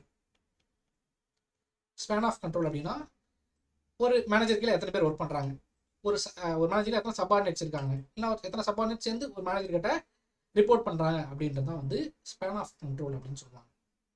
ஓகே, சப்போஸ் ஒரு கம்பெனி 100 பேர் இருக்காங்க அப்படின்னா 5 மேனேஜர் இருக்காங்கன்னா 20 பேர், மேபி 22 பேர், அது மாதிரிலாம் பிரிக்கலாம். 20 பேர் நம்ம பிரிச்சுக்கணும். அப்போது 20 எம்ப்ளாயி ஒரு மேனேஜர்கிட்ட ரிப்போர்ட் பண்ணுவாங்க. அப்போது அந்த 20 பேருக்கு தான் அந்த மேனேஜர் வந்து ஹெட் அப்படின்னா அதான் அவரோட ஸ்பேன் ஆஃப் கண்ட்ரோல் அப்படின்னு சொல்லுவாங்க. ஓகே, சில இடத்துல narrow span of control, wide span of control அப்படின்னு சொல்லுவாங்க. அது கம்பெனியை பொறுத்து அவங்களுடைய ஜாப் நேச்சர் வச்சு மாறும். நேச்சர் ஆஃப் தி ஃபர்ம் வச்சு அந்த ஸ்பேன் ஆஃப் கண்ட்ரோல் வந்து மாடிஃபை பண்ணுவாங்க அப்படின்னு ஒரு கொஸ்டின் கேட்டிருக்காங்க. நேச்சர் வச்சு, நேச்சர் ஆஃப் தி ஃபர்ம் அந்த கம்பெனி எப்படி தேவைப்படுது அப்படின்ட்டு. Okay, so it depends of the நம்மளுக்கு தேவைன்னா ஸ்பேன் ஆஃப் கண்ட்ரோல்னா என்ன அப்படின்னு மட்டும் தெரிஞ்சால் போதும். ஸ்பேன் ஆஃப் கண்ட்ரோல் வந்து இந்த இமேஜ் சூப்பராக சொல்லியிருக்கு. இவர் லீடரு, அவருக்கு எப்படி ஒர்க் பண்ணுறாங்க அப்படின்னு, சாரி இங்கே லீடர் இருக்காரு, அவருக்கு எப்படிலாம் ஒர்க் பண்ணுறாங்க அப்படின்றத வந்து டிஃபைன் பண்ணியிருக்கு. ஓகே, எப்படி அவர் கண்ட்ரோல் வச்சிருக்காரு அப்படின்ட்டு. Okay, span of control means சிம்பிளாக சொல்லணும் அப்படின்னா ஒரு மேனேஜர் கீழே எத்தனை பேர் ஒர்க் பண்ணுறாங்க, அதான் span of control. Okay, so இந்த ஸ்லைடில் ரொம்ப இம்பார்ட்டண்ட்டான ஒரு ஸ்லைடு இது. எலிமெண்ட்ஸ் ஆஃப் டெலிகேஷன் அப்படின்னு ஒரு டாபிக். இது வந்து ரொம்ப இம்பார்ட்டன்ட். எம்சிக்யூவும் சரி கன்ஃபியூஸ் ஆகும் சில நேரத்தில், அதனால் வந்து பர்டிகுலராக அதை நீங்கள் பார்த்துக்கணும். சே ஃபார் எக்ஸாம்பிள் இதில் வந்து நம்ம ஆல்ரெடி சொன்ன மாதிரி நான் வந்து ஒரு கம்பெனி எடுத்துக்கிறேன். அந்த கம்பெனியில் வந்து யாரெல்லாம் இருக்காருன்னு பார்த்தோம்னா ஒரு ஜென்ரல் மேனேஜர் இருக்கார், ஒரு மேனேஜர் இருக்கார், ஒரு அசிஸ்டன்ட் மேனேஜர் இருக்கார் அப்படின்னு வச்சுக்கோங்க. General manager, assistant manager, manager. இந்த டெலிகேஷன் என்ன சொல்லுவாங்க அப்படின்னா, டெலிகேஷன் அப்படின்ற எலிமெண்ட் ஆஃப் டெலிகேஷன் சொல்லிட்டு பார்த்தோம்னா அத்தாரிட்டி அப்படின்னு சொல்லுவாங்க. அத்தாரிட்டி அப்படின்னா powers or rights given due to orders. அந்த ஆர்டர்ஸ் கொடுக்கறதுக்கான அத்தாரிட்டி அவங்க கொடுத்துருப்பாங்க. ஓகே, அந்த அத்தாரிட்டியை டெலிகேட் பண்ண முடியுமா? அத்தாரிட்டியை டெலிகேட் பண்ண முடியும். ரெஸ்பான்சிபிலிட்டியை டெலிகேட் பண்ண முடியாது.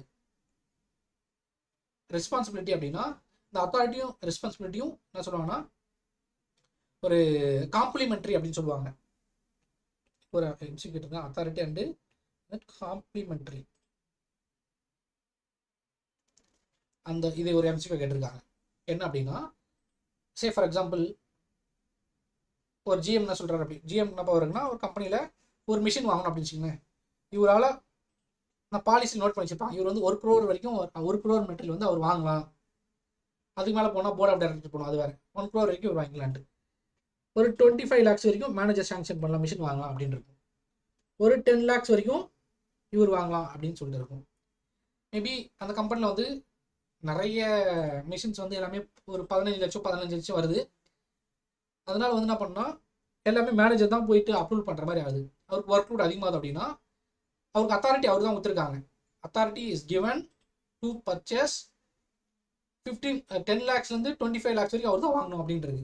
பட் ஒர்க் லோட் ரொம்ப அதிகமாக இருக்கிறதால அவரால் அதில் டிசிஷன் பண்ணுறதுக்கு நிறைய ஒர்க் லோட் ஆகுது. ஸோ அப்போ என்ன பண்ணலான்னா அவர் வந்து அத்தாரிட்டியை என்ன பண்ணுறாருன்னா டெலிகேட் பண்ணலாம்.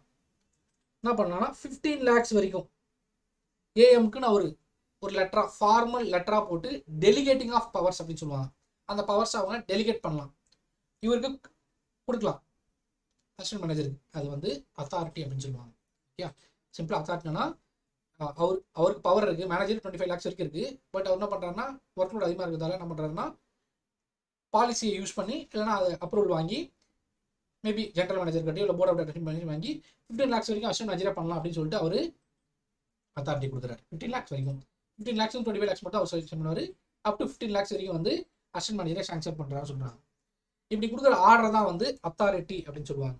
இந்த லெட்டராக ஒன்று கொடுக்குறோம் இல்லையா, நீங்கள் இது பண்ணலாம் அப்படின்ட்டு, அது வந்து அத்தாரிட்டி. ரெஸ்பான்சிபிலிட்டி அப்படின்னா அந்த அத்தாரிட்டி கொடுத்துட்டாங்களே, இப்போ சப்போஸ் ஒரு 14 lakhs ஒரு மிஷின் வருது, அது வாங்கினா யார் சைன் பண்ணும் அப்படின்னு உங்களுக்கே தெரியல. யார் சைன் பண்ணும்? 14 lakhs வச்சுன்னா இப்போ இந்த ஆர்டர் கொடுத்ததுக்கப்புறம் அசிஸ்டன்ட் மேனேஜர் தான் சைன் பண்ணணும். இது அவரோட ரெஸ்பான்சிபிலிட்டி. அதாவது ஒரு அத்தாரிட்டி கொடுத்தாங்கன்னா அந்த அத்தாரிட்டி வச்சு அவர் ஒர்க் பெர்ஃபார்ம் பண்ணணும். ஆப்ளிகேஷன் டு பெர்ஃபார்ம் டியூட்டி அப்படின்னு சொல்லியிருப்பாங்க. ஓகே, அத்தாரிட்டினா ஆர்டர் கொடுக்குறது அத்தாரிட்டி, அந்த அத்தாரிட்டியை எடுத்து ஒர்க் பண்ணுறது வந்து ரெஸ்பான்சிபிலிட்டி அப்படின்னு சொல்லுவாங்க. டு பெர்ஃபார்ம் டியூட்டி வந்து ரெஸ்பான்சிபிலிட்டி அப்படின்னு சொல்லுவாங்க. அதுக்கப்புறம் வந்து அக்கௌண்டபிலிட்டின்னு ஒரு வேர்டு இருக்குது. அக்கௌண்டபிலிட்டி இன்னொரு வேர்டு வந்து ஆன்சரபிலிட்டி அப்படின்னு சொல்லுவாங்க. சே ஃபார் எக்ஸாம்பிள் ஒரு 13 lakhs or 14 lakhs ஒரு மிஷின் வாங்கியிருக்காங்க. அந்த மிஷின் ஏதோ ஃபெயிலியர் ஆயிடுச்சு. அப்போது மேனேஜ்மெண்ட் வந்து கொஷின் பண்ணுது. அப்போ யார் ஆன்சர் பண்ணணும் அப்படின்னு சொல்லிட்டு பார்த்தோம் அப்படின்னா, யார் அந்த டெசிஷன் எடுத்தாரோ அவர் தான் ஆன்சரபிலிட்டி, அவங்க தான் அக்கௌண்டபிலிட்டி இருக்கும். ஓகே, இப்போ இந்த 14 lakhs மிஷின் யார் வாங்கியிருப்பார் உங்களுக்கு தெரியும், நம்ம அசிஸ்டன்ட் மேனேஜர் வாங்கியிருப்பார். அப்போது அசிஸ்டன்ட் மேனேஜர்கிட்ட தான் கொஸ்டின் கேட்பாங்க. He is the accountable for that item. சரி, ஃபார் எக்ஸாம்பிள் ஒரு 20 lakhs ஒரு மிஷின் வாங்கியிருக்காருன்னா அப்போ manager is accountable for that. Okay, so அந்த 3 வேர்டு ரொம்ப மட்டும். அத்தாரிட்டின்றது வந்து தங்கிட்ட என்ன பவர்ஸ் இருக்குது, அந்த பவர்ஸ் நான் யார் கொடுக்கலாம் அப்படின்னு அந்த இது பண்ணுறது வந்து அத்தாரிட்டி. ரெஸ்பான்சிபிலிட்டினா அந்த அத்தாரிட்டியை வாங்கிட்டு அதை வச்சு ஒர்க்கை பெர்ஃபார்ம் பண்ணுறது ரெஸ்பான்சிபிலிட்டி. அதுக்கான அவுட்கம்ஸ்க்கான இதை வந்து ஆன்சர் பண்ணுறது அக்கௌண்டபிலிட்டி அப்படின்னு சொல்லுவாங்க. Answerability for outcomes of the job. Okay, job முடிச்சதுக்கப்புறம் அது யார் அக்கௌண்டபிள் அப்படின்னு சொல்லிட்டு பார்த்தோன்னா அது யாரோ அதுதான் வந்து அக்கௌண்டபிலிட்டி சொல்லுவாங்க. இந்த 3 வேர்டு ரொம்ப ரொம்ப இம்பார்ட்டன்ட். ஓகே, இதுலேருந்து எல்லாத்துலேயும் அத்தாரிட்டினான்னு எம்சி கேட்டிருக்காங்க, ரெஸ்பான்சிபிலிட்டினான்னு சொல்லிட்டு எம்சி கேட்டிருக்காங்க, அக்கௌண்டபிலிட்டினான்னு எம்சி கேட்டிருக்காங்க, அப்புறம் எலிமெண்ட்ஸ் ஆஃப் டெலிகேஷன் வச்சு ஒரு எம்சி கேட்டிருக்காங்க. ஓகே, ஸோ அதனால் வந்து இந்த ஸ்லைடை ரொம்ப நீங்கள் நோட் பண்ணி வச்சுட்டு புரிஞ்சு வச்சுக்கோங்க போதும். இதெல்லாம் பெருசாக திருப்பி இதில் படிக்கலாம் எதுவும் கிடையாது. அத்தாரிட்டி என்ன, ரெஸ்பான்சிபிலிட்டி என்ன, அக்கௌண்டபிலிட்டி என்ன. நீங்கள் ஒரு மேனேஜராக வந்து உங்களுக்கு என்ன அத்தாரிட்டி, நீங்கள் அசிஸ்டன்ட் மேனேஜருக்கு அந்த அத்தாரிட்டி எதை கொடுக்கலாம். அப்போ உங்களுடைய ரெஸ்பான்சிபிலிட்டி என்ன, உங்கள் அக்கௌண்டபிலிட்டி என்னன்னு சொல்லிட்டு நீங்கள் படிச்சினாலே உங்களுக்கு இந்த ஏரியாவில் வந்து கொஸ்டின் கேட்டால் நீங்கள் அட்டன் பண்ண முடியும். So with this will move on to next slide which is staffing. நம்ம ஃபஸ்ட்டே சொன்னேன், ஸ்டாஃபிங்குள்ள நம்ம நிறைய டிஸ்கஸ் பண்ண முடியாது. நீங்கள் நார்மலாகவே படித்தாலே தெரிஞ்சிடும். ஃபஸ்ட்டு எவ்வளோ மேன் பவர் ரெக்யர்மெண்ட் பார்க்கணும், அதை ரெக்ரூட் பண்ணணும், செலக்ட் பண்ணணும், செலக்ட் பண்ணதுக்கப்புறம் அவங்களுக்கு ட்ரைனிங் கொடுக்கணும். ட்ரைனிங் கொடுக்கும்போது ஓரியன்டேஷன் சொல்லுவாங்க. ஓரியன்டேஷனாக வந்து கம்பெனி பற்றி ப்ரீஃப் பண்ணுறதுலாம் அதெல்லாம் ஓரியன்டேஷன் அப்படின்னு சொல்லுவாங்க. அப்புறம் டீட்டெயிலாக technical training. Okay, on job training, off the job training அப்படிலாம் சொல்லுவாங்க. ஓஜிடின்னு சொல்லுவாங்க, ஆன் ஜாப் ட்ரைனிங் சொல்லுவாங்க, அதெல்லாம் கொடுப்பாங்க. அதுக்கப்புறம் அவங்க எப்படி பெர்ஃபார்ம் பண்ணுறாங்க வச்சு பெர்ஃபார்மன்ஸ் ஆப்ரேஷன் கொடுக்கணும். அப்புறம் அவங்களுக்கு ப்ரமோஷன் கொடுக்கறத பற்றி டிஸ்கஸ் பண்ணணும். அதுக்கப்புறம் காம்பன்சேஷன் பற்றி, இதெல்லாம் வந்து எல்லாம் சேர்த்து தான் வந்து ஸ்டாஃபிங் அப்படின்னு சொல்லுவாங்க. இதுக்குள்ளேருந்து எதனா ஒரு கொஸ்டின் கேட்டாங்கன்னா இதெல்லாம் எப்படி கொஸ்டின் கேட்டாலும் நீங்கள் ஆன்சர் பண்ணுற மாதிரி தான் இருக்கும். அதனால தான் அதில் டீல் எடுக்கல. நீங்கள் எந்த மாதிரி, ஏன்னா இதில் நீங்கள் படிச்சிருக்க எல்லாருமே இன்ஜினியர்ஸ் தான். ஸோ அப்போ வந்து ஒரு ரெக்ரூட் பண்ணுறாங்கன்னா அதுக்கு என்ன பண்ணுவாங்கன்னு தெரியும், செலக்ட் பண்ணால் ட்ரைனிங் பண்ணால் என்ன பண்ணாங்கன்னு தெரியும். அதில் மேபி சின்ன சின்ன கன்ஃபியூஷன் வரலாம், பட் கொஞ்சம் லைட்டாக திங்க் பண்ணி அதுக்கு ஆன்சர் பண்ணிட முடியும். ரொம்ப இம்பார்ட்டண்ட்டாக வந்து ஜாப் டிஸ்கிரிப்ஷன், ஜாப் ஸ்பெசிஃபிகேஷன் பற்றி இந்த வேர்டு கொடுத்துட்டு இது ஜாப் டிஸ்கிரிப்ஷனாக ஜாப் ஸ்பெசிஃபிகேஷனா அப்படின்றதுல மட்டும் டவுட் வரும். அப்புறம் சில நேரத்தில் ஜாப் அனலிசிஸ்லேருந்து கொஸ்டின் கேட்டிருக்காங்க. ஓகே, ஜாப் டிஸ்கிரிப்ஷன் அப்படின்றது என்ன அப்படின்னா ஜாப் என்ன. ஓகே, ஸோ சிம்பிளாக சொன்னால் மேனேஜர் ப்ரொடக்ஷன் அப்படின்னு கொடுக்குறான்னு வச்சுக்கோங்க. அது மேனேஜர் ப்ரொடக்ஷன். அவர் என்ன பண்ணுவார், மேன் பவரை அலாட் பண்ணுவார். மேபி நீ 10 பேர் வராங்கன்னா அந்த 10 பேரை வந்து இந்த மிஷினில் ஒருத்தர் அந்த மிஷினில் ஒருத்தர் அலாட் பண்ணலாம், மெஷின் அலாட் பண்ணலாம். ஓகே, மெட்டீரியல் ரெடி பண்ணலாம். இதெல்லாமே அவரோட ஒர்க். அப்படின்னா மெட்டீரியல் அன்றைக்கி என்ன தேவையான மெட்டீரியல்லாம் வந்து பர்ச்சேஸ் டிபார்ட்மெண்ட்டையோ இல்லை ஸ்டோர்ஸ் டிபார்ட்மெண்ட்டையோ சொல்லி அவர் வாங்கி வைக்கணும். இதெல்லாம் அவரோட வேலை அப்படின்னு சொல்லிட்டு புரியுதுன்னா அந்த ஜாப்ல இருக்கிறவர் என்ன ஒர்க் பண்ணுவார் அப்படின்றது தான் வந்து a written statement what the job holder does, how it is done, under what condition it will be done, why it is done, எல்லாமே சொல்கிறது தான் வந்து ஜாப் டிஸ்கிரிப்ஷன். வேற ஜாப் ஸ்பெசிஃபிகேஷன் அப்படின்றது என்ன அப்படின்னா இந்த ஜாபுக்கு என்னெல்லாம் ரெக்குவயர்மெண்ட் இருக்குது, அவருடைய எஜுகேஷனாக இருக்கணும், எக்ஸ்பீரியன்ஸாக இருக்கணும், அவருடைய ஸ்கில் எவ்வளோ இருக்கணும், நாலேஜ் இருக்கணும், எபிலிட்டி, எஸ்கின்னு சொல்லுவாங்க, ஸ்கில் நாலேஜ் எபிலிட்டி என்னவா இருக்கணும், to perform a particular job. Okay, அப்போது நீங்கள் சொன்னீங்கன்னு பார்த்தீங்கன்னா இந்த ஜாப் பெர்ஃபார்ம் பண்ணால் கண்டிப்பாக ஒரு 10 இயர்ஸ் எக்ஸ்பீரியன்ஸ் இருக்கணும், அவர் பிஇ படிச்சவராக இருக்கணும். ஓகே, இந்த மிஷினில் பார்த்தீங்கன்னா நாலேஜ் இருக்கணும், சிஎன்சி மிஷின் பற்றி நாலேஜ் இருக்கணும் அப்படின்னு ஒரு ஜாப் ஸ்பெசிஃபை பண்ணியிருப்பாங்க. ஃபர்ஸ்ட் வந்து மேனேஜர் என்ன ஒர்க் பண்ண சொல்லியிருக்கோம். ஜாப் ஸ்பெசிஃபிகேஷன் அப்படின்னா அதுக்கான ரெக்குவயர்மெண்ட் என்ன அப்படின்றத சொல்கிறது தான். ஓகே, ஜாப் அனலைஸ் அப்படின்னா ஒரு ஜாப் டிஸ்கிரிப்ஷனை ஜாப் ஸ்பெசிஃபிகேஷனை எவாலுவேட் பண்ணுறது எல்லாமே சேர்த்து தான் வந்து ஜாப் அனலைஸ் சொல்லுவாங்க. இதை வச்சு எம்சிக்யூ கேட்டிருக்காங்க, அதனால் பர்டிகுலராக இதை எடுத்தேன். ஓகேவா, ஜாப் அனலைஸ் பற்றி கொஸ்டின் கேட்டிருக்காங்க, ஜாப் டிஸ்கிரிப்ஷன் பற்றி கேட்டிருக்காங்க, ஜாப் எவல்யூஷன் பற்றி கேட்டிருக்காங்க, ஜாப் ஸ்பெசிஃபிகேஷன் கேட்டிருக்காங்க. ஜாப் டிஸ்கிரிப்ஷனுக்கும் ஸ்பெசிஃபிகேஷனுக்கும் நடுவில் இருக்க ஒரு பாலம் தான் நம்ம ஜாப் எவல்யூஷன் அப்படின்னு சொல்லலாம். ஓகே, ஸோ 3 பார்ட்டு முடிச்சிருக்கோம். 4வது பார்ட்டு 4th பார்ட்டில் வந்து மேஜராக நம்மளுக்கு வந்து டைரக்டிங் அப்படின்னு ஒரு topic, communication and control techniques, இதெல்லாம் வந்து ரொம்ப இம்பார்ட்டன்ட் டாபிக். டைரக்டிங்குள்ளே பார்த்தீங்கன்னா theories of motivation, leadership style தான் பார்த்துருக்கோம். இந்த power, politics, change management, conflict மேனேஜ்மெண்ட்லாம் அவ்வளோ இம்பார்ட்டன்ட் இல்லை, அதனால் வந்து நான் ஒமிட் பண்ணிட்டேன். ஓகே, ஸோ டைரக்டிங்கில் லீடர்ஷிப் தியரி, மோட்டிவேஷன் தியரி அதை டிஸ்கஸ் பண்ணுவோம்.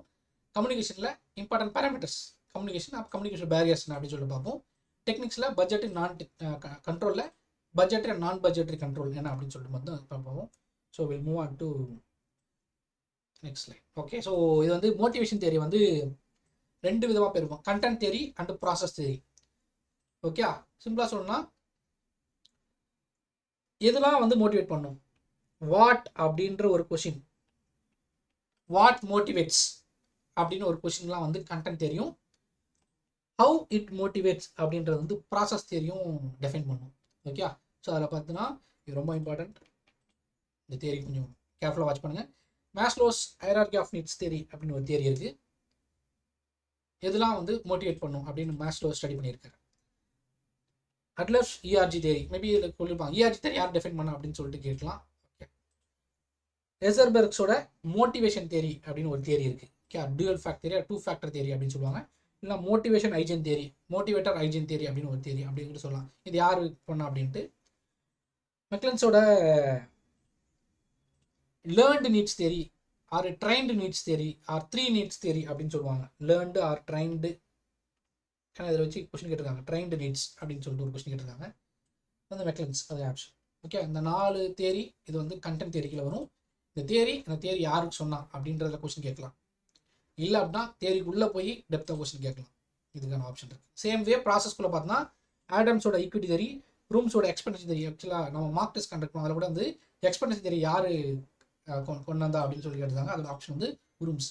அதே மாதிரி லோகிஸ் கோல் செட்டிங் தியரி, ஸ்கின்னரோட ரீஇன்ஃபோர்ஸ்மெண்ட் தியரி, இந்த தியரி யார் ப்ரப்போஸ் பண்ணால், இல்லை அப்படின்னா தேரிக்குள்ளே போய் கொஞ்சம் கொஸ்டின்ஸ் கேட்கலாம். ஓகே, தேரிக்குள்ளே போய் கேட்டால் கொஞ்சம் டஃப்பாக இருக்கும், பட் தேரி யார் ப்ரப்போஸ் பண்ணா அப்படின்றது கொஞ்சம் ஈஸியாக முடிஞ்சிடும். பட் எனியோ நான் வந்து இதில் கொஞ்சம் டீட்டெயிலாக போயிருக்கோம், ஒவ்வொரு தியரியும் உள்ளே போயிட்டு ரொம்ப டீட்டெயிலாக போகாமல், பட் எக்ஸாம் பாயிண்ட் ஆஃப் வியூவில் என்ன தேவை அது மட்டும் டிஸ்கஸ் பண்ணுவோம். கண்டென்ட் தியரியில் பார்த்தோம் அப்படின்னா ஃபர்ஸ்ட் வந்து மேஸ்லோஸோட ஹைரார்கி ஆஃப் நீட்ஸ் தியரி அப்படின்னு ஒரு theory. Hierarchy of needs theory இன்னொரு வந்து சாட்டிஸ்ஃபேக்ஷன் ப்ரோக்ரஷன் ப்ராசஸ் அப்படின்னு சொல்லுவாங்க. இதில் என்னன்னா ஒரு 5 லேயர் இருக்கும்.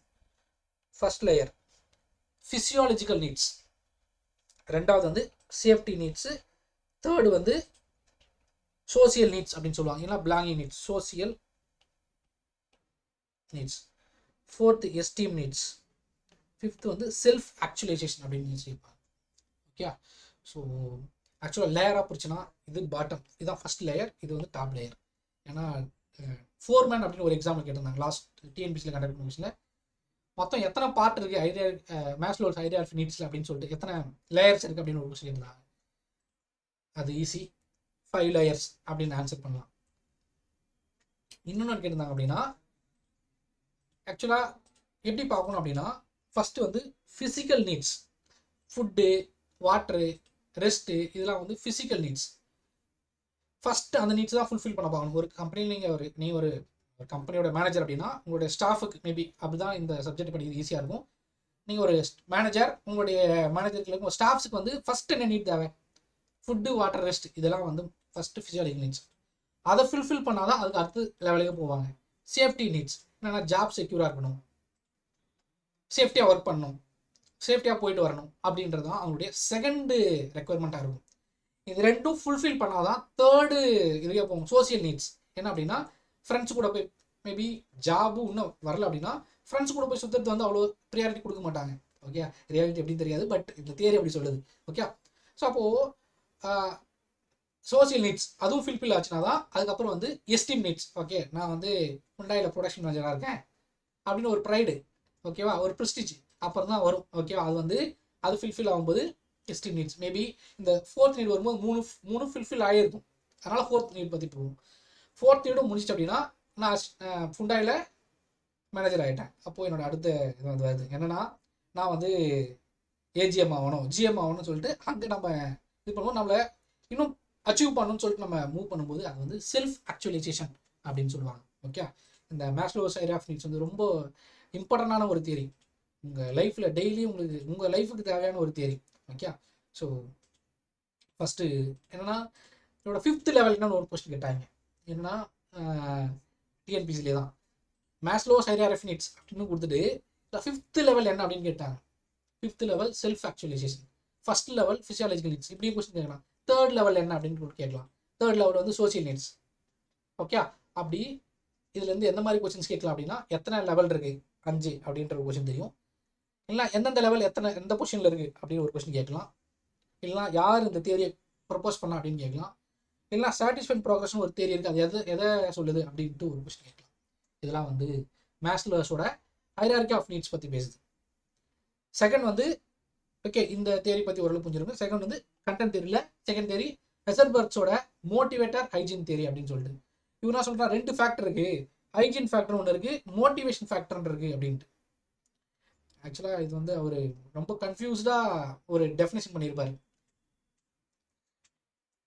இந்த ஹைஜீன் ஃபேக்டர்ஸ், மோட்டிவேஷன் ஃபேக்டர்ஸ் என்ன அப்படின்னா இந்த மோட்டிவேஷன் ஃபேக்டர்ஸ் இருந்துச்சுன்னா அவர் சாட்டிஸ்ஃபை ஆகிடுவார். ஓகே, எக்ஸாம்பிள் பார்த்தோம் அப்படின்னா ஒரு இன்சென்டிவ் கொடுக்குறது, போனஸ் கொடுக்குறது, okay, employee of the month அப்படின்னு சொல்லிட்டு கொடுக்குறது. சிலலாம் வந்து சேலஞ்சிங் ஒர்க் கொடுத்தாங்கன்னா அது வந்து அதே மோட்டிவேஷனாக நினைப்பாங்க. ஓகே, ஸோ அப்போது இதெல்லாம் வந்து மோட்டிவேஷன் ஃபேக்டர்ஸ். அது இருந்துச்சுன்னா அவங்க வந்து ஜாப் சாட்டிஸ்ஃபைட் ஆவாங்க அப்படின்னு சொல்கிறாங்க. சில இந்த ஹைஜீன் ஃபேக்டர்ஸ்னால் வந்துன்னா அது இல்லைன்னா டிஸாட்டிஸ்ஃபை ஆகிடுவாங்க அப்படின்னு சொல்கிறாங்க. சரி, ஃபார் எக்ஸாம்பிள் இதில் வந்து பே கரெக்டாக கொடுக்கலனா, ஓகே, செக்யூரிட்டி ஜாப் செக்யூரிட்டி இல்லை அப்படின்னா இதெல்லாம் வந்து அவங்களுடைய ஹைஜீன் ஃபேக்டர்ஸ். இதில் இல்லைன்னா டிஸாட்டிஸ்ஃபை ஆவாங்க, இருந்துச்சுன்னா அதை பற்றி கவலைப்பட மாட்டாங்க. ஓகேவா, அதே மாதிரி மோட்டிவேட் ஃபேக்டர் அதெல்லாம் இருந்துச்சுன்னா மோட்டிவேட் ஆவாங்க, இல்லைனா நாட் மோட்டிவேட்டட் அப்படின்னு நாட் டிஸ்மோட்டிவேட்டட் அப்படின்னு சொல்லுவாங்க, நாட் டிஸாட்டிஸ்ஃபைட் அப்படின்னு சொல்லுவாங்க. ஓகே, ஸோ ரெண்டுமே கிட்டத்தட்ட ஒன்று இருந்துச்சுன்னா நல்லது, ஒன்று இல்லைன்னா பிரச்சனை அப்படின்றதான் ரெண்டுத்தையும் பேசியிருப்பாங்க. இது இருந்தால் குட்டு, இது இல்லைன்னா பேடு அப்படின்றதான் இந்த 2 தியரிக்கு உள்ள இது. ஓகே, இது ஹைஜீன் ஃபேக்டர், இந்த ப்ளஸ்ன்றது மோட்டிவேஷன் ஃபேக்டர், மைனஸ்ன்றது வந்து ப்ளஸ் இருந்தால் ஓகே, மைனஸ் இல்லைன்னா டேஞ்சர் அப்படின்னு நம்ம ஈஸியாக புரிஞ்சுக்கலாம். இதுதான் வந்து ஹெசர்பர்க்ஸ் வந்து மோட்டிவேட்டர் ஹைஜீன் அப்படின்னு 2 ஃபேக்டர் இருக்குது அப்படின்னால இதை 2 factor theory dual factor theory அப்படின்னு சொல்லுவாங்க. இது கொஞ்சம் புரிஞ்சுக்க ட்ரை பண்ணுங்கள். ரொம்ப எக்ஸாம்பிள் எதனா கொஸ்டின் கேட்டால் நம்ம ஈஸியாக அட்டன் பண்ண முடியும். ஓகே, ஏன்னா இதில் எது மோட்டிவேட்டர் அப்படின்னு ஒரு ஆப்ஷன் கொடுக்கலாம். நானும் பார்த்தீங்க அப்படின்னா மோட்டிவேட் பண்ணுற மாதிரி இது இருக்குது. மேபி கிவிங் இன்சென்டிவ்னு கொடுத்தானா இல்லை ப்ரொமோஷன் சொல்லிட்டு கொடுத்தாங்கன்னா அதெல்லாம் வந்து மோட்டிவேட் பண்ணும் அப்படின்னு சொல்லிட்டு மோட்டிவேஷன் தியரி அப்படின்னு சொல்லிட்டு ஃபேக்டர்னு சொல்லிட்டு டிஸ்கிரைப் பண்ணலாம். Will move on to third theory which is ஆல்ஃபர்ஸோட இஆர்ஜி தியரி அப்படின்னு சொல்லுவாங்க. கிட்டத்தட்ட அந்த 5 நீட்ஸ் ஆஃப் தியரின்னு சொல்லிட்டு பார்த்தோம்ல, மேஸ்லோட தியரி தான் வந்து 3ஆக பிரிக்கிறார். ஒன்று வந்து எக்ஸிஸ்டன்ஸ், உயிர் வாழணும்னா தேவை, ரிலேட்டட்னஸ், சோசியலாக இருக்கணும்னா தேவை, அப்புறம் குரோத், இதெல்லாம் சொல்லிட்டு இது வந்து ஃப்ரஸ்ட்ரேஷன் ரெக்ரெஷன். அது வந்து இந்த தியரியை பார்த்தோம் அப்படின்னா சாட்டிஸ்ஃபேக்ஷன் ப்ரோக்ரஷன் சொல்லியிருப்பார். இவர் வந்து ஃப்ரஸ்ட்ரேஷன் ப்ரோக்ரஷன் ரெக்ரெஷன் அப்படின்னு சொல்லியிருப்பார். இது இல்லைன்னா பின்னாடி நோக்கி ஓடிடும் அப்படின்ட்டு. ஓகே, இப்படி இருந்தால் இது இல்லைன்னா இவங்க இது நோக்கி ஓடுவாங்க, அதை பற்றி ஃபீல் பண்ண ஆரம்பிச்சிருவாங்க அப்படின்னு சொல்லிட்டு சொல்கிறாரு. ஸோ அந்த 5 வந்து ஃபஸ்ட்டு 2 ஃபிசியாலஜிக்கல் அண்டு சேஃப்டி நீட்ஸை வந்து எக்ஸிஸ்டாக பிரிக்கிறாரு. ரிலேட்டட் வந்து சோசியல் அண்டு எஸ்டீமை வந்து 2ஆக பிரிக்கிறாரு. எஸ்டீம் வந்து எக்ஸ்டர்னல் எஸ்டீம், இன்டர்னல் எஸ்டீம் அப்படின்னு 2ஆக பிரித்து எக்ஸ்டர்னல் எஸ்டீமை இங்கேயும் இன்டர்னல் எஸ்டீம் க்ரோத்லையும் ஒரு பிரிச்சிருக்காரு. கடைசியாக செல்ஃப் ஆக்சுவலேஷனையும் வந்து இந்த க்ரோத் இன்ஸ்டியூட் இஆர்ஜி தேரி, அதாவது எக்ஸிஸ்டன்ஸ், ரிலேட்டட்னஸ், க்ரோத் அப்படின்றத வந்து அந்த 5 தேரியை இங்கே பிரித்து போட்டிருக்காரு. இதில் வந்து 4வது இருக்கிற எஸ்டீமை மட்டும் 2ஆக பிரித்து எக்ஸ்டர்னல் எஸ்டீமை வந்து ரிலேட்டட்னஸ்லையும் இன்டர்னல் எஸ்டீமை வந்து க்ரோத் இன்ஸ்டியூட் போட்டிருப்பாரு. ஓகே. ஸோ இன்னொரு இம்பார்ட்டண்டான ஒரு விஷயம் சொல்ல வந்துட்டேன்.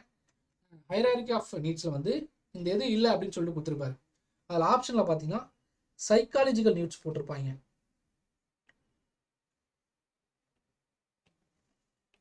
Not physiological. சைக்காலஜிக்கல் ஒரு வேர்டு யூஸ் பண்ணிருப்பாங்க. நம்ம அந்த அதை ஃப்ளோவில் நம்ம பார்க்க மாட்டோம். ஃபிசியாலஜிக்கல் இருக்குது மீதி, அதாவது நான் ஆப்ஷன் கொடுத்துருப்பாங்க அப்படின்னா நான் திருப்பி சொல்லிடுறேன். சாரி. இதில் மேஸ்லோஸோட வந்து எது இல்லை அப்படின்னு சொல்லிட்டு நான் கொடுத்துருப்பாரு அப்படின்னா சோசியல் கொடுத்துருப்பாங்க, எஸ்டீம் கொடுத்துருப்பாங்க, சேஃப்டி கொடுத்துருப்பாங்க, சைக்காலஜிக்கல்னு கொடுத்துருப்பாங்க. சைக்காலஜிக்கல் நீட்ஸ்னு ஒரு நீட்ஸ் அவர் சொல்ல. ஓகேவா? அந்த ஆப்ஷன் இருக்கும், அதான் ஆன்சர்.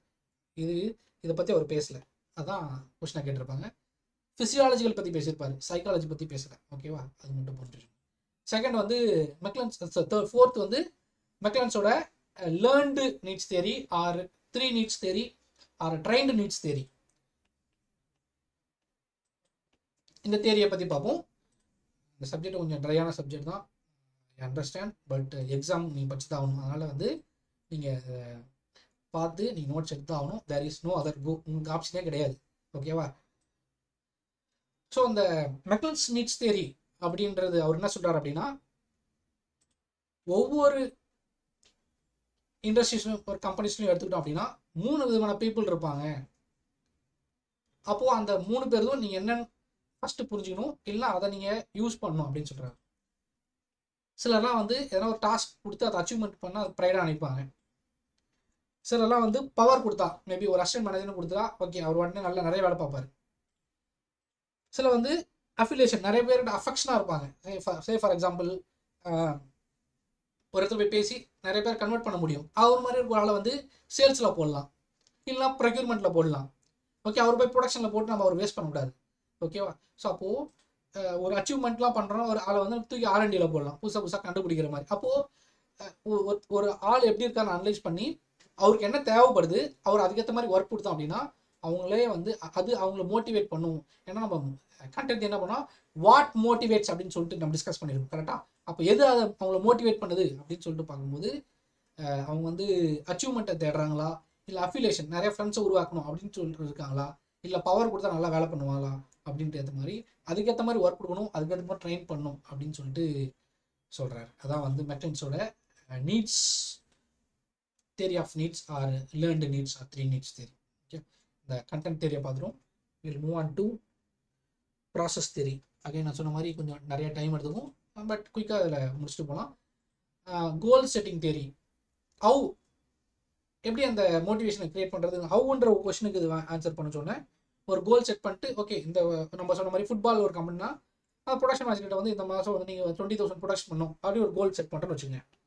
அது வந்து லோகிஸ் கோல் செட்டிங் தியரி. இந்த லோகிஸ் யார் இந்த தியரி பண்ண, லோகிஸ் அப்படின்னு சொல்லி பண்ணியிருக்காரு. அதை பண்ணாலே அதுக்கான செட்டப் ரெடி பண்ணால் அதை வச்சு அவர் ஓடிடுவார். அது மாதிரி ரீஎன்ஃபோர்ஸ்மெண்ட் தியரி அப்படின்னு சொல்லிட்டு ஸ்கிம்மர் டிஸ்கஸ் பண்ணியிருக்காரு. அகைன் புக்கில் நிறைய டிஸ்கஸ் பண்ணுவோம், அதனால் அதை பண்ணல. ரீஎன்ஃபோர்ஸ்மெண்ட் யார் பண்ணால் ஸ்கிம்மர் மட்டும் அப்படின்னு சொல்லிட்டு டிஸ்கஸ் பண்ணுவோம். ரூம்ஸ் தியரி, எக்ஸ்பெக்டன்சி தியரி அப்படின்னு சொல்லுவாங்க.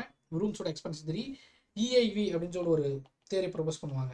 அகைன் இதுக்குள்ள நான் டிஸ்கஸ் பண்ணல, EIV தியரின்னு மட்டும் ஞாபகம் வச்சுக்கோங்க. ஏன்னா இது EIV தியரி யார் பண்ணாலும் கொஸ்டின் கேட்டிருக்காங்க. அது Vroom's theory. Adams equity theory, இது ரொம்ப ரொம்ப முக்கியம். எந்த ஒரு கம்பெனிலையும் பார்த்தீங்க அப்படின்னா இன்புட் பை பர்சன் அந்த output for that person, input by other person, output by other person. ஓகேவா? சிம்பிளாக சொல்லணும் அப்படின்னா நீங்கள் எவ்வளோ ஒர்க் பண்ணுறீங்க, உங்களுக்கு எவ்வளோ சேலரி தராங்க. அப்போ நம்ம என்ன பண்ணுவோம், எப்பவுமே ஒரு கம்பெனியில் நம்மளை மட்டும் பார்க்க மாட்டோம், அடுத்தவங்க எவ்வளோ வேலை செய்கிறான், அவன் எவ்வளோ சம்பளம் வாங்குறான்னு சொல்லிட்டு பார்ப்போம் இல்லையா? ஆக்சுவலாக நீங்கள் ஹெச்ஆர்லாம் பார்த்தீங்க அப்படின்னா உங்களோட சேலரியை டிஸ்க்ளோஸ் பண்ணக்கூடாதுன்னு ஒரு வேர்டு சொல்லியிருப்பாங்க. ஓகே, அது ஏன் அப்படின்னா இது மாதிரி ஒரு கம்பேரிசன் வரக்கூடாதுன்னா. ஆனால் பட் என்னன்னா ஆடம் என்ன சொல்கிறாருன்னா அது மாதிரி தெரிஞ்சாலும் நீங்கள் பண்ணுற ஒர்க்குக்கு உங்களுக்கு கரெக்டான சேலரி கிடைக்குது, அவர் பண்ணுற ஒர்க்கு அவர் சேலரி கிடைக்குன்ற மாதிரி நீங்கள் வந்து கரெக்டாக வச்சுட்டாலே அதுவே உங்கள் கம்பெனியை அந்த ப்ராசஸே வந்து உங்களை எம்ப்ளாயி மோட்டிவேட் பண்ணி ஒர்க் பண்ண வைக்கும் அப்படின்ட்டு சொல்லியிருக்காரு. ஓகே, ஸோ இந்த 4 தியரி அண்டர் ப்ராசஸ் தியரி பார்த்தோம். அதில் யாரெல்லாம் ப்ரொப்போஸ் பண்ணா அப்படின்ட்டு பார்த்தோம். ஒரு தியரி அதோட யார் அதை ப்ரப்போஸ் பண்ணா, அதுதான் எக்ஸாம் பாயிண்ட் ஆஃப் வியூவில் ஒரு 80% இம்பார்ட்டன்ட். மீதி 20% தான் அந்த கண்டென்ட்டுக்குள்ளே இருக்க விஷயங்கள் இம்பார்ட்டன்ட் அப்படின்னு நான் சொல்லுவேன். லாஸ்ட் பட் நாட் லீஸ்ட், இந்த கிரிகரோட theory X and theory Y company அப்படின்றதான். இப்போது தியரி எக்ஸ் ஒரு மாதிரி ஒரு கம்பெனி, தியரி ஒய் மாதிரி ஒரு கம்பெனி. நீங்களே வந்து இது சொன்னால் ஈஸியாக புரியும். ஒரு கம்பெனி இருக்குது, அங்கே என்ன பண்ணோன்னா அந்த கம்பெனியில் வந்து லாரியில் லோடிங் அன்லோடிங் பண்ணும், இதுதான் ஒரு ஒர்க்கு. இன்னொரு கம்பெனி வந்து சாஃப்ட்வேர் டெவலப் பண்ணுற ஒரு கம்பெனி அப்படின்னு வச்சுப்போம். இப்போது எப்படி ஒரு என்னென்னா, இந்த இது வந்து தேரி பற்றி பேசுகிறேன், ஓகே. இது வந்து பர்சனலாக எதுவும் எடுத்துக்காதீங்க. I'm discussing only about theory. இந்த தியரி என்ன சொல்லுது, தியரி எக்ஸ் என்னன்னா, ஒரு கம்பெனி இருக்குன்னா அந்த கம்பெனி வந்து நிறைய பனிஷ்மெண்ட் சொல்லுவாங்க, அவங்கள வந்து பனிஷ் பண்ணி தான் ஒர்க் வாங்குவாங்க. அவங்க வந்து ஆம்பிஷன் தனியாக எதுவும் பெருசாக இருக்காது, அவங்களோட ரெஸ்பான்சிபிலிட்டி அவங்க எடுத்துக்க மாட்டாங்க, அது மாதிரி ஒரு ஆளாக இருப்பாங்க. தியரி வைல் அப்படி இருக்க மாட்டாங்க. என்ன பண்ணால் self directed, creative and self கண்ட்ரோல்டாக இருக்கிற மாதிரி ஒரு கம்பெனி. அப்போது எல்லாமே தியரி ஒய் தான். ஒரு கம்பெனினா தியரி ஒய் தான் ப்ரிஃபர் பண்ணும் அப்படின்னு நம்ம டிஸ்கஸ் பண்ணலாம். மேபி தியரி ஒய் என்ன சொல்லணும்னா, தியரி எக்ஸ் தியரி ஒய்னா, தியரி எக்ஸ் வந்து பனிஷ்மெண்ட் பண்ணும், தியரி ஒய் வந்து போனஸ் கொடுக்கும், ப்ரொமோஷன் கொடுக்கும், இன்சென்டிவ் கொடுக்கும் அப்படின்னு ஒரு கம்பெனின்னு வச்சுங்களேன். நீங்கள் ஒரு கம்பெனியில் ஒர்க் பண்ணிங்கன்னா எப்படி இருக்கும்னு நினைப்பீங்க? ஜெனரலாக தேரி ஒய் மாதிரி வரும்னு நினைப்பீங்க. மேபி நீங்கள் மேனேஜராக இருந்தால் தேரி ஒய் தான் யூஸ் பண்ணணும்னு நினைப்பீங்க. ஆனால் அந்த கம்பெனியோட நேச்சர் என்ன அப்படின்றது ரொம்ப ரொம்ப முக்கியம். சப்போஸ் ஒரு லோடிங் அன்லோடிங் மட்டும் இருக்குன்னா, அந்த இடத்துல போயிட்டு நீங்களே வந்து எவ்வளோ மூட்டை நீங்களே கால்குலேட் பண்ணீங்க, நீங்களே தூக்கி போட்டுங்கன்னு சொல்லிட்டு அவங்களே விட்டோன்னா அவங்க பண்ண மாட்டாங்க. நம்ம தான் டைரக்ட் பண்ணணும். டைரக்ட் பண்ணி நீ 100 மூட்டை தூக்கி போட்டு போகணும்,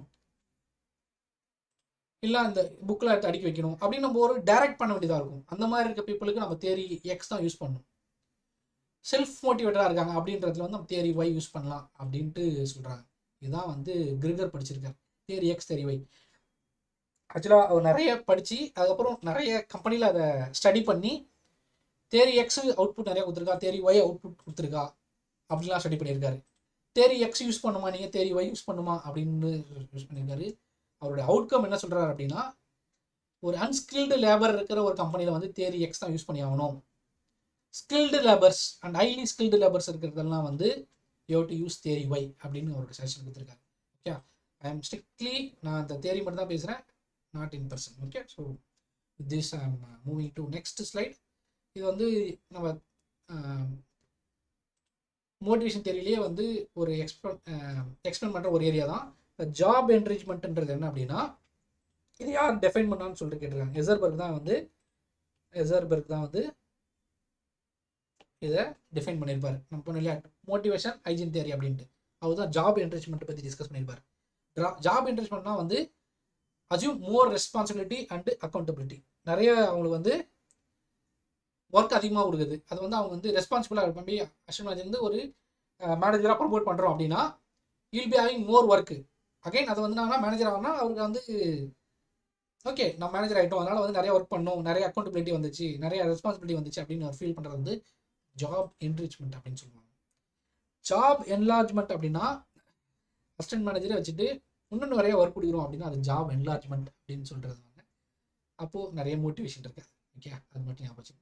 ஜாப் ரொட்டேஷன் அப்படின்னா மேபி அவர் வந்து நீங்கள் ப்ரொடக்ஷனில் ஒர்க் பண்ணியிருக்கலாம், அடுத்த மாதத்துக்கு தூக்கி அவர் மேனேஜர் சேல்ஸாக போடலாம். அது மாதிரி ரொட்டேஷன் பண்ணலாம் தேவை ஏற்பட்டால். இல்லை எம்ப்ளாயும் வந்து மாற்றலாம், அசிஸ்டன்ட் மேனேஜரையோ இல்லை எம்ப்ளாயோ. இன்றைக்கி இந்த மிஷினில் ஒர்க் பண்ணிருக்கு, நாளைக்கு போய் நீங்கள் வெல்டிங் மிஷின், நாளைக்கு போய் வந்து ட்ரில்லிங் மிஷினில் ஒர்க் பண்ணு, ட்ரில்லிங் மிஷின் நாளைக்கு மில்லிங் மிஷின் ஒர்க் பண்ணு சொல்லிட்டு எம்ப்ளாயை மாற்ற வந்து ஜாப் ரொட்டேஷன் அப்படின்னு சொல்லுவாங்க. டெஃபினிஷனை போட்டு இது வந்து ஒரு டெஃபினிஷன் கொடுத்துட்டு இது வந்து ஜாப் என்லார்ஜ்மெண்ட்டா, ஜாப் ரொட்டேஷனா, ஜாப் என்ரிச்மெண்ட்டா அப்படின்னு சொல்லிட்டு கேட்டிருக்காங்க. நீங்கள் இதை வச்சு ஞாபகம் வச்சுட்டிங்கன்னா இது எது இருந்தாலும் உங்களுக்கு ஈஸியாக புரிஞ்சிடும். ஜென்ரலாக என்லார்ஜ்மெண்ட்டு தான் வந்து டவுட் வரும். என்ரிச்மெண்ட் வந்து ரெஸ்பான்சிபிலிட்டி கொடுத்து பண்ணுறது என்ரிச்மெண்ட். சேம் ரெஸ்பான்சிபிலிட்டி இன்னும் எக்ஸ்ட்ரா ஒர்க் கொடுக்குறது வந்து என்லார்ஜ்மெண்ட் அப்படின்னு சொல்லுவாங்க.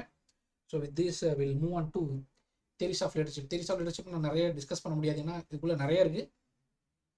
அதனால் வந்து லிமிட்டடாக டிஸ்கஸ் பண்ண போகிறேன். என்னென்ன டிஸ்கஸ் பண்ண போகிறேன் அப்படின்னா, என்னென்ன தியரிஸ் இருக்குது. லீடர்ஷிப் தியரிஸை வந்து trait theory, behavioural theory, contingency theory அப்படின்னு ஒரு 3ஆக பிரிக்கிறாங்க. ட்ரேட் தியரிக்குள்ளே வந்த அப்படின்னா great man theory, trait theory of leadership, big 5 personality model அப்படின்னு ஒரு மாடல் இருக்குது.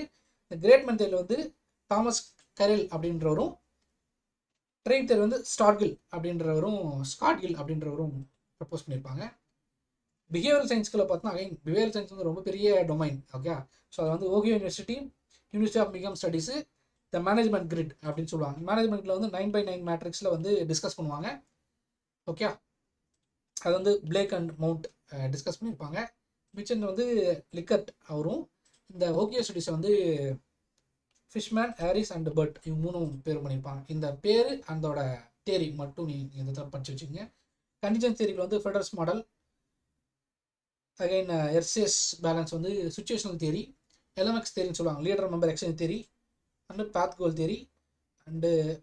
அகைன் ராபர்ட் ஹவுஸ் அப்படின்ற ஒரு ப்ரப்போஸ் பண்ணியிருப்பாரு.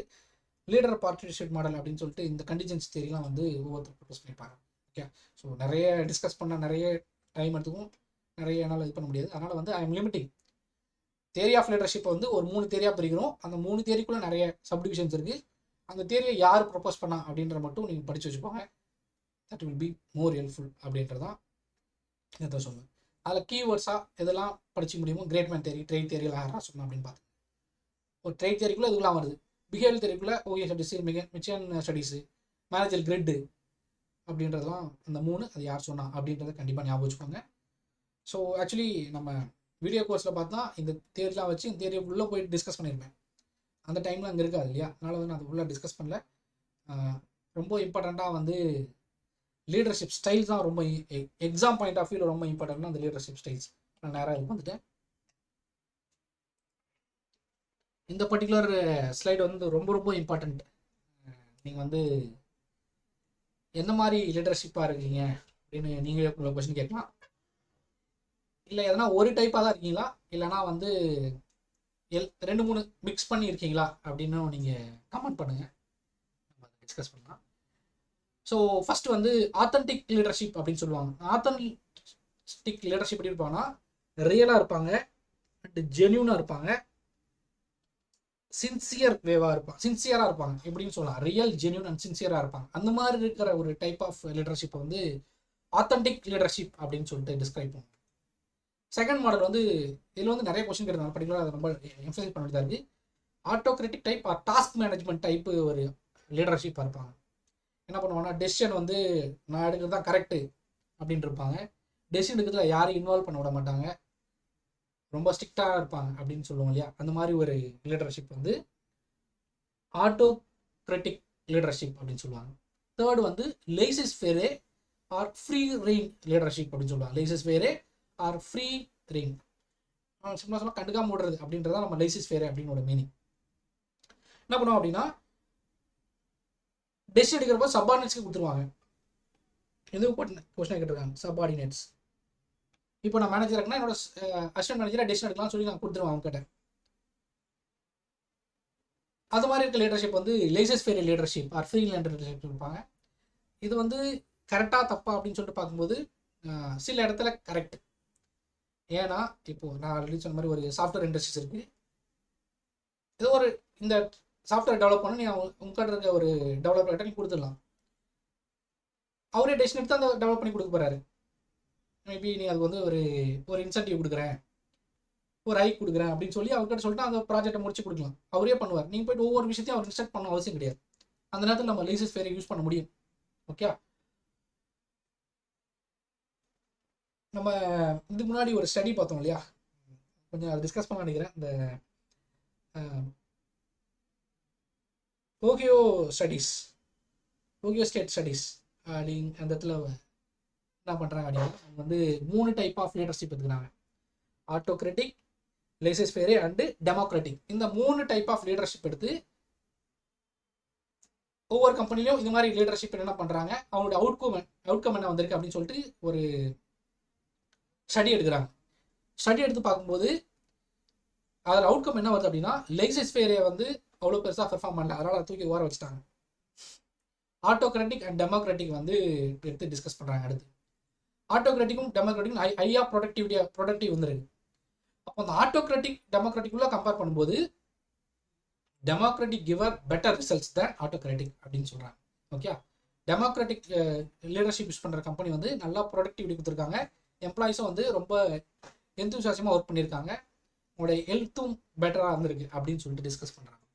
ஓகே, ஸோ இப்போ என்ன பண்ணால் ஆத்தென்டிக் அப்படின்றது என்ன பண்ணால் ரியல் ஜென்யூன் சின்சியர் அப்படின்னு பார்த்தோம். ஆட்டோக்ராட்டிக் வந்து டெசிஷன் வந்து யாரும் இன்டர்வியூ பண்ணாமல் அந்த மேனேஜரை அப்படியே எடுப்பாருன்னு பார்த்தோம். லேசி சிவியர் வந்து சப்பார்டினேட்ஸ் கொடுப்பாரு அப்படின்னு சொல்லிட்டு பார்த்தோம். டெமோக்ராட்டிக் வந்து ஸ்பிளிட் பவர் அப்படின்னு சொல்லுவாங்க. இது ஒரு எம்சிக்கு வைக்கிறதுக்காங்க. ஸ்பிளிட் பவர் ஆனால் மேபி கன்சல்ட் பண்ணி அதுக்கப்புறம் டெசிஷன் எடுப்பார். அது வந்து consults and invites his subordinates to participate in the decision making. அந்த ஸ்பிளிட் பவர் கொடுப்பார் அப்படின்னு சொல்லுவாங்க. அது வந்து democratic leadership or participative type leadership அப்படின்னு சொல்லுவாங்க. இது வரைக்கும் ஒரு 4 பார்த்துட்டோம். 4th வந்து டிரான்ஸ்ஃபர்மேஷனல் லீடர்ஷிப் அப்படின்னு சொல்லிட்டு பார்ப்போம். ஃபிஃப்த் ஆக்சுவலி டிரான்ஸ்ஃபர்மேஷன் லீடர்ஷிப் அப்படின்னா அவங்களோட அப்ரோச் வந்து causes changes in individuals and social system. Okay, இது வந்து என்ன சொல்லுவாங்கன்னா டிரான்ஸ்ஃபர்மேஷனல் லீடர்ஸ் வந்து பெட்டர் எக்ஸாம்பிள் வந்து டீச்சர்ஸ் சொல்லுவாங்க. அந்த டீச்சர்ஸ் என்ன பண்ணுவாங்கன்னா ஒரு இண்டிவிஜுவலோட சேஞ்சும் பார்ப்பாங்க, அது மூலமாக சோசியல் சிஸ்டத்தோட சேஞ்சும் பண்ணுற மாதிரி ஒரு லீடர் இருக்காங்க அப்படின்னா அது வந்து டிரான்ஸ்ஃபர்மேஷனல் லீடர்ஷிப் அப்படின்னு சொல்லுவாங்க. அடுத்து வந்து ரொம்ப important bureaucratic leadership. Bureaucratic leadership அப்படின்னா ரூல் புக்கு ஃபாலோ பண்ணுறவர், எதை பற்றியும் பேச மாட்டார்.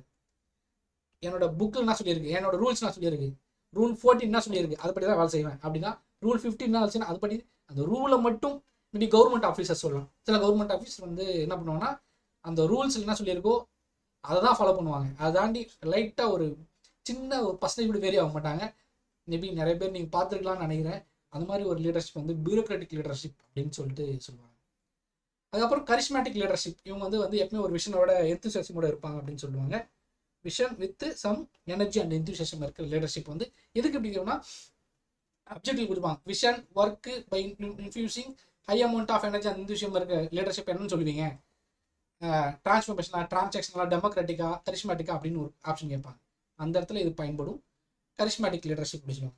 டிரான்சாக்ஷனல் லீடர்ஷிப்னு ஒரு லீடர்ஷிப் இருக்கு. இதுவும் ரொம்ப பெக்குலியரான ஒரு லீடர்ஷிப். என்னன்னா எந்த வேலையாலும் வேலை வாங்கிடுவாங்க. எய்தர் ரிவார்டு கொடுத்து இல்லை பனிஷ்மெண்ட் கொடுத்து எதையாவது பண்ணி அந்த வேலை வாங்கிறது வந்து டிரான்சாக்ஷனல் லீடர்ஷிப் சொல்லுவாங்க. Leaders promote complaints by followers through both rewards and punishment இருக்கிறத வந்து டிரான்சாக்ஷனல் லீடர்ஷிப் அப்படின்னு சொல்லுவாங்க. ஓகே, வேலை நடந்துடும், அதை அடித்து வாங்குவாரோ காசு கொடுத்து வாங்குவாரோ அதை பற்றி தெரியாது அப்படின்றதான் வந்து டிரான்சாக்ஷனல் லீடர்ஷிப் அப்படின்னு சொல்லிட்டு சொல்லுவாங்க. ஆல்ரெடி டெமோக்ராட்டிக் பற்றி பார்த்துருவோம். பேரண்டரிஸ்டிக் லீடர்ஷிப் அப்படின்னா அவங்க வந்து ஒரு பேரண்ட்ஸ் மாதிரி ஒரு ஃபாதர் மாதிரியே ஒரு திங்க் பண்ணி அவங்களுடைய சபார்டினேட்ஸை வேலை வாங்குவார். அந்த மாதிரி இருக்க ஒரு மேனேஜர் வந்து பேரண்டலிஸ்ட் லீடர்ஷிப் அப்படின்னு சொல்லுவாங்க. ஓகே, இந்த இடத்துல நம்ம நிறைய பேசிட்டோம்னு நினைக்கிறேன். பட் இருந்தாலும் ரொம்ப இம்பார்ட்டண்ட்டாக வந்து இதுலேருந்து என்ன ஒரு ஆப்ஷனை கொடுத்துட்டு இவங்க என்ன மாதிரி லீடர்ஷிப் கேட்கலாம், இல்லை ஒரு லீடர்ஷிப் கொடுத்துட்டு அவங்களுடைய டிஸ்கிரிப்ஷன் கொடுக்கலாம். அப்போ நீங்கள் ரொம்ப கரெக்டாக செலக்ட் பண்ணணும். அதுக்கு வந்து இதை பற்றி ஒரு லைட்டாக இதே மாதிரி இது படிக்கணும்லாம் பெருசாக அவசியம் கிடையாது. நீங்கள் இந்த வீடியோ பார்க்கும்போதே நீங்கள் மைண்டில் ஃபிக்ஸ் பண்ணி வச்சுட்டு அதை பற்றி எதனா உங்களுடைய கமெண்ட் போட்டிங்கனாலே ஓரளவுக்கு புரிஞ்சிடும் நான் நினைக்கிறேன். ஓகேவா? ஸோ என்னை பற்றி நான் சொல்லணும் அப்படின்னா நான் சில டைமில் ஆட்டோக்ராட்டிக்காக டிசிஷன் எடுப்பேன். சில நேரத்தில் ரொம்ப கம்மியான நேரத்தில் லைசன்ஸ் ஃபேரியாவாக கொடுத்துருக்கேன். நிறைய இடத்துல டெமோக்ராட்டிக் லீடர்ஷிப்பாக இருந்திருக்கேன். என்னோட மாடல். ஸோ உங்களோட மாடலை நீங்கள் சொல்லுங்கள். ஸோ கமெண்ட் பண்ணுங்கள். அதே மாதிரி முடிஞ்ச வரைக்கும் இந்த வீடியோவை ஷேர் பண்ணுங்கள். யாரெல்லாம் பிஒய் ப்ரிப்பேர் பண்ணுறாங்களோ மேபி அவங்களுக்கு ஏதோ ஒரு பாயிண்ட் ஆஃப் வியூவில் ஹெல்ப்ஃபுல்லாக இருக்கும். நான் ஃபஸ்ட்டே சொன்ன மாதிரி ஒரு ஃபேக்கல்ட்டி என்னுடைய அல்டிமேட் எய்ம் என்ன அப்படின்னா இந்த ஸ்லைடை பார்த்துட்டு போனால் மட்டுமே அவங்களுக்கு வந்து ஒரு 5-6 கொஸ்டின் ஆன்சர் பண்ண முடிஞ்சிச்சுன்னா, அதோட அதிகமாக வச்சுன்னா எனக்கு ரொம்ப சந்தோஷம். பட் மினிமமாக எனக்கு 5 to 6 கொஸ்டின்ஸ் நான் அகைன் இந்த வீடியோவை முடிச்சுட்டு இந்த கொஸ்டின் பேப்பர்லாம் எக்ஸாமில் எழுதி முடிச்சதுக்கப்புறம் திருப்பி நான் வந்து கொஸ்டின் பேப்பர் வச்சு நான் டிஸ்கஸ் பண்ண நினைக்கிறேன். ஓகே, என்னோட ஸ்டைலில் இந்த கொஸ்டின்லாம் வந்திருக்கு அப்படின்ட்டு. Okay, will do that. So will move on to next type. நம்ம இன்னும் கொஞ்சம் நேரத்தில் முடிச்சிடலாம். டைப்ஸ் ஆஃப் கம்யூனிகேஷன் அப்படின்னு பார்க்கும்போது கம்யூனிகேஷனை வந்து மேஜராக பிரிக்கணும் அப்படின்னா formal communication, informal communication, interpersonal and நான் வெர்பல்னு ஒரு 4ஆக பிரிப்பாங்க. அதே இந்த ஃபார்மல் கம்யூனிகேஷனை தான் வந்து 3ஆக பிரிக்கும். ஹரிசாண்டல், வெர்டிகல், டயகனல் அப்படின்னு இருப்பாங்க. இன்டர்பர்சனல் வந்து ஓரல் ஆர் ரிட்டன் கம்யூனிகேஷன் அப்படின்னு சொல்லுவாங்க. ஆக்சுவலி இந்த கம்யூனிகேஷனை பொறுத்த வரைக்கும் வி ஹேவ் அரௌண்டு நீங்கள் கூகுளில் சர்ச் பண்ணாலே எம்சிக்யூ கேட்கும், நிறைய கிடைக்கும். அந்த ஒரு 150 எம்சிக்யூ சம்திங் இருக்கும். அந்த 150 எம்சிக்யூ அப்ராக்சிமேட்டாக 150 எம்சிக்யூ நீங்கள் பார்த்துட்டு போயிட்டாலே கண்டிப்பாக அதுலேருந்து ஒரு 2 கொஸ்டின் இந்த எம்சிக்யூல இருந்து மேக்ஸிமம் கொஸ்டின் அதிலே வந்துட வாய்ப்பு இருக்குது. மேபி கம்யூனிகேஷன் ஒரு 2 கொஸ்டின் கேட்குறாங்கன்னா கண்டிப்பாக நான் சொல்லுவேன் அந்த 150 ஒரு கொஷின் கண்டிப்பாக வந்து ஆகணும். இன்னொரு கொஷின் அந்த 150 கொஷின் நீங்கள் பார்த்துட்டாலே அதுலேருந்து லாஜிக் வச்சு நீங்கள் அட்டன் பண்ணி பண்ணுற முடியும் அப்படின்றோம். ஓகே, ஸோ மேபி அந்த பிடிஎஃப் வேணும் அப்படின்னா கீழே லிங்க்ல நம்ம ஒரு வாட்ஸ்அப் குரூப் இருக்கும், அந்த குரூப்பில் ஜாயின் பண்ணுறேங்க. அந்த குரூப்பில் இதை பற்றி கேளுங்க, நான் அந்த பிடிஎஃப் ஷேர் பண்ண சொல்கிறேன். ஸோ கம்யூனிகேஷனை பொறுத்த வரைக்கும் நம்ம கிளாஸ் எடுக்கிறது பதிலாக நீங்கள் எம்சிக்யூ பார்த்துட்டு போனாலும் நம்ம அட்டன் பண்ண முடியும் நான் நினைக்கிறேன். ஸோ இல்லைனா எம்சிக்யூ டிஸ்கஷன் ஒன்று போட்டு in that will try to include around ஒரு 10 கொஷின்ஸ் ஆர் கம்யூனிகேஷன் எடுத்து அதை டிஸ்கஸ் பண்ணி நம்ம எல்லாத்தையுமே தெரிஞ்சுக்க ட்ரை பண்ணலாம். That is second level. So ரொம்ப இம்பார்ட்டண்டான வந்து பேரியர்ஸ் இன் கம்யூனிகேஷன், இதுதான் நிறைய கொஷின்ஸில் கேட்டிருக்காங்க. ஓகே, அப்படின்னு சொன்னால் அந்த எம்சிக்யூ பார்த்தாலே உங்களுக்கு வந்து எல்லாத்தோட டெஃபினிஷன் உங்களுக்கு புரிஞ்சிடும். ஸோ இதில் சிம்னாட்டிக் பேரியர்ஸ் வந்து நிறைய கொஷின்ஸ் கேட்டிருக்காங்க, அதனால் அது கொஞ்சம் பார்த்து லாஸ்ட் பார்ட்டுக்கு வந்துட்டும். ப்ராசஸ் ஆஃப் கண்ட்ரோலிங் அப்படின்றதுல வந்து கண்ட்ரோல் எப்படி பண்ணால் ஃபஸ்ட்டு என்ன ஸ்டாண்டர்ட் படி கண்ட்ரோல் பண்ண போகிறோம்னு சொல்லணும், அப்புறம் அதை மெஷர் பண்ணணும், நம்ம ஸ்டாண்டர்ட் கூட கம்பேர் பண்ணணும், அது என்னன்னா கரெக்டிவ் ஆக்ஷன் எடுக்கணும். இதை ஃபீட்பேக் அப்படின்னு சொல்லுவாங்க. ஓகே, ஃபீட்பேக் அப்படின்னு பிரிப்பாங்க. டைப்ஸ் ஆஃப் கண்ட்ரோலில் வந்து ஃபீட்பேக் கண்ட்ரோலில் வந்து feedback control, concurrent control, predictive feedback control அப்படின்னு சொல்லிட்டு பிரிப்பாங்க. ஓகே, அகைன் இந்த எக்ஸாம் இந்த கன்கரண்ட்டில் வந்து கண்ட்ரோல் சார்ட் வந்து ரொம்ப யூஸ்ஃபுல்லாக இருக்கும் அப்படின்னு சொல்லுவாங்க. அகைன் இதுக்குள்ள நிறைய டிஸ்கஸ் பண்ண விரும்பல, ஆனால் இது ரொம்ப முக்கியம். Budgetary and non budgetary control எப்படி கொஸ்டின் கேட்டிருக்காங்க அப்படின்னா, இதில் எது நான் பட்ஜெட்ரி கண்ட்ரோல் அப்படின்னு ஒரு கொஸ்டின் கேட்டிருக்காங்க. ஓகே, ஸோ அதில் வந்து இதெல்லாம் பார்த்தாலே தெரியும் உங்களுக்கு வந்து கன் சார்ட்டு, சிபிஎம் இதெல்லாம் வந்து எல்லாத்துலேயும் வேல்யூபிள். இந்த பிரேக் ஈவன் மட்டும் கொஞ்சம் ஆக்சுவலாக கால்குலேட் பண்ணுவோம், பட் அது வந்து நான் பட்ஜெட்லாம் எடுத்து பண்ணியிருக்காங்க. மற்றபடி revenue budget, expense budget, capital budget, cash budget, zero budget based budget, variable budget இதெல்லாம் வந்து கம்ஸ் அண்டர் பட்ஜெட்ரி கண்ட்ரோல் அப்படின்னு சொல்லிட்டு. Okay, so with this I M closing the session. ஒரு பெரிய செஷன், ஒரு 2 hours கிட்ட செஷன். முடிஞ்சால் 2 hours ஒன்றா உட்காந்து படிங்க, இல்லைனா கொஞ்சம் பிரேக் எடுத்துகிட்டு படிங்க. So thank you once again. உங்களுடைய ஃபீட்பேக்ஸை கமெண்ட்டில் போடுங்க, நம்ம இன்ஸ்டியூட் நம்பருக்கு அனுப்புங்க. வாட்ஸ்அப் நம்பர் இந்த 819009 அதில் இருக்குது. இந்த வீடியோ பற்றி கமெண்ட்ஸ் வாட்ஸ்அப்பில் அனுப்புங்க, அரல்ஸ் கமெண்ட்ஸில் போடுங்க. அதே மாதிரி முடிஞ்ச வரைக்கும் உங்கள் ஃப்ரெண்ட்ஸ்க்கெலாம் ஷேர் பண்ணுங்கள், யாரெல்லாம் பேசிக் ஆஃப் இன்ஜினியரிங் ப்ரிப்பேர் பண்ணுறாங்களோ அவங்களுக்கு கண்டிப்பாக இது யூஸ்ஃபுல்லாக இருக்கும்னு நினைக்கிறேன். தேங்க்யூ.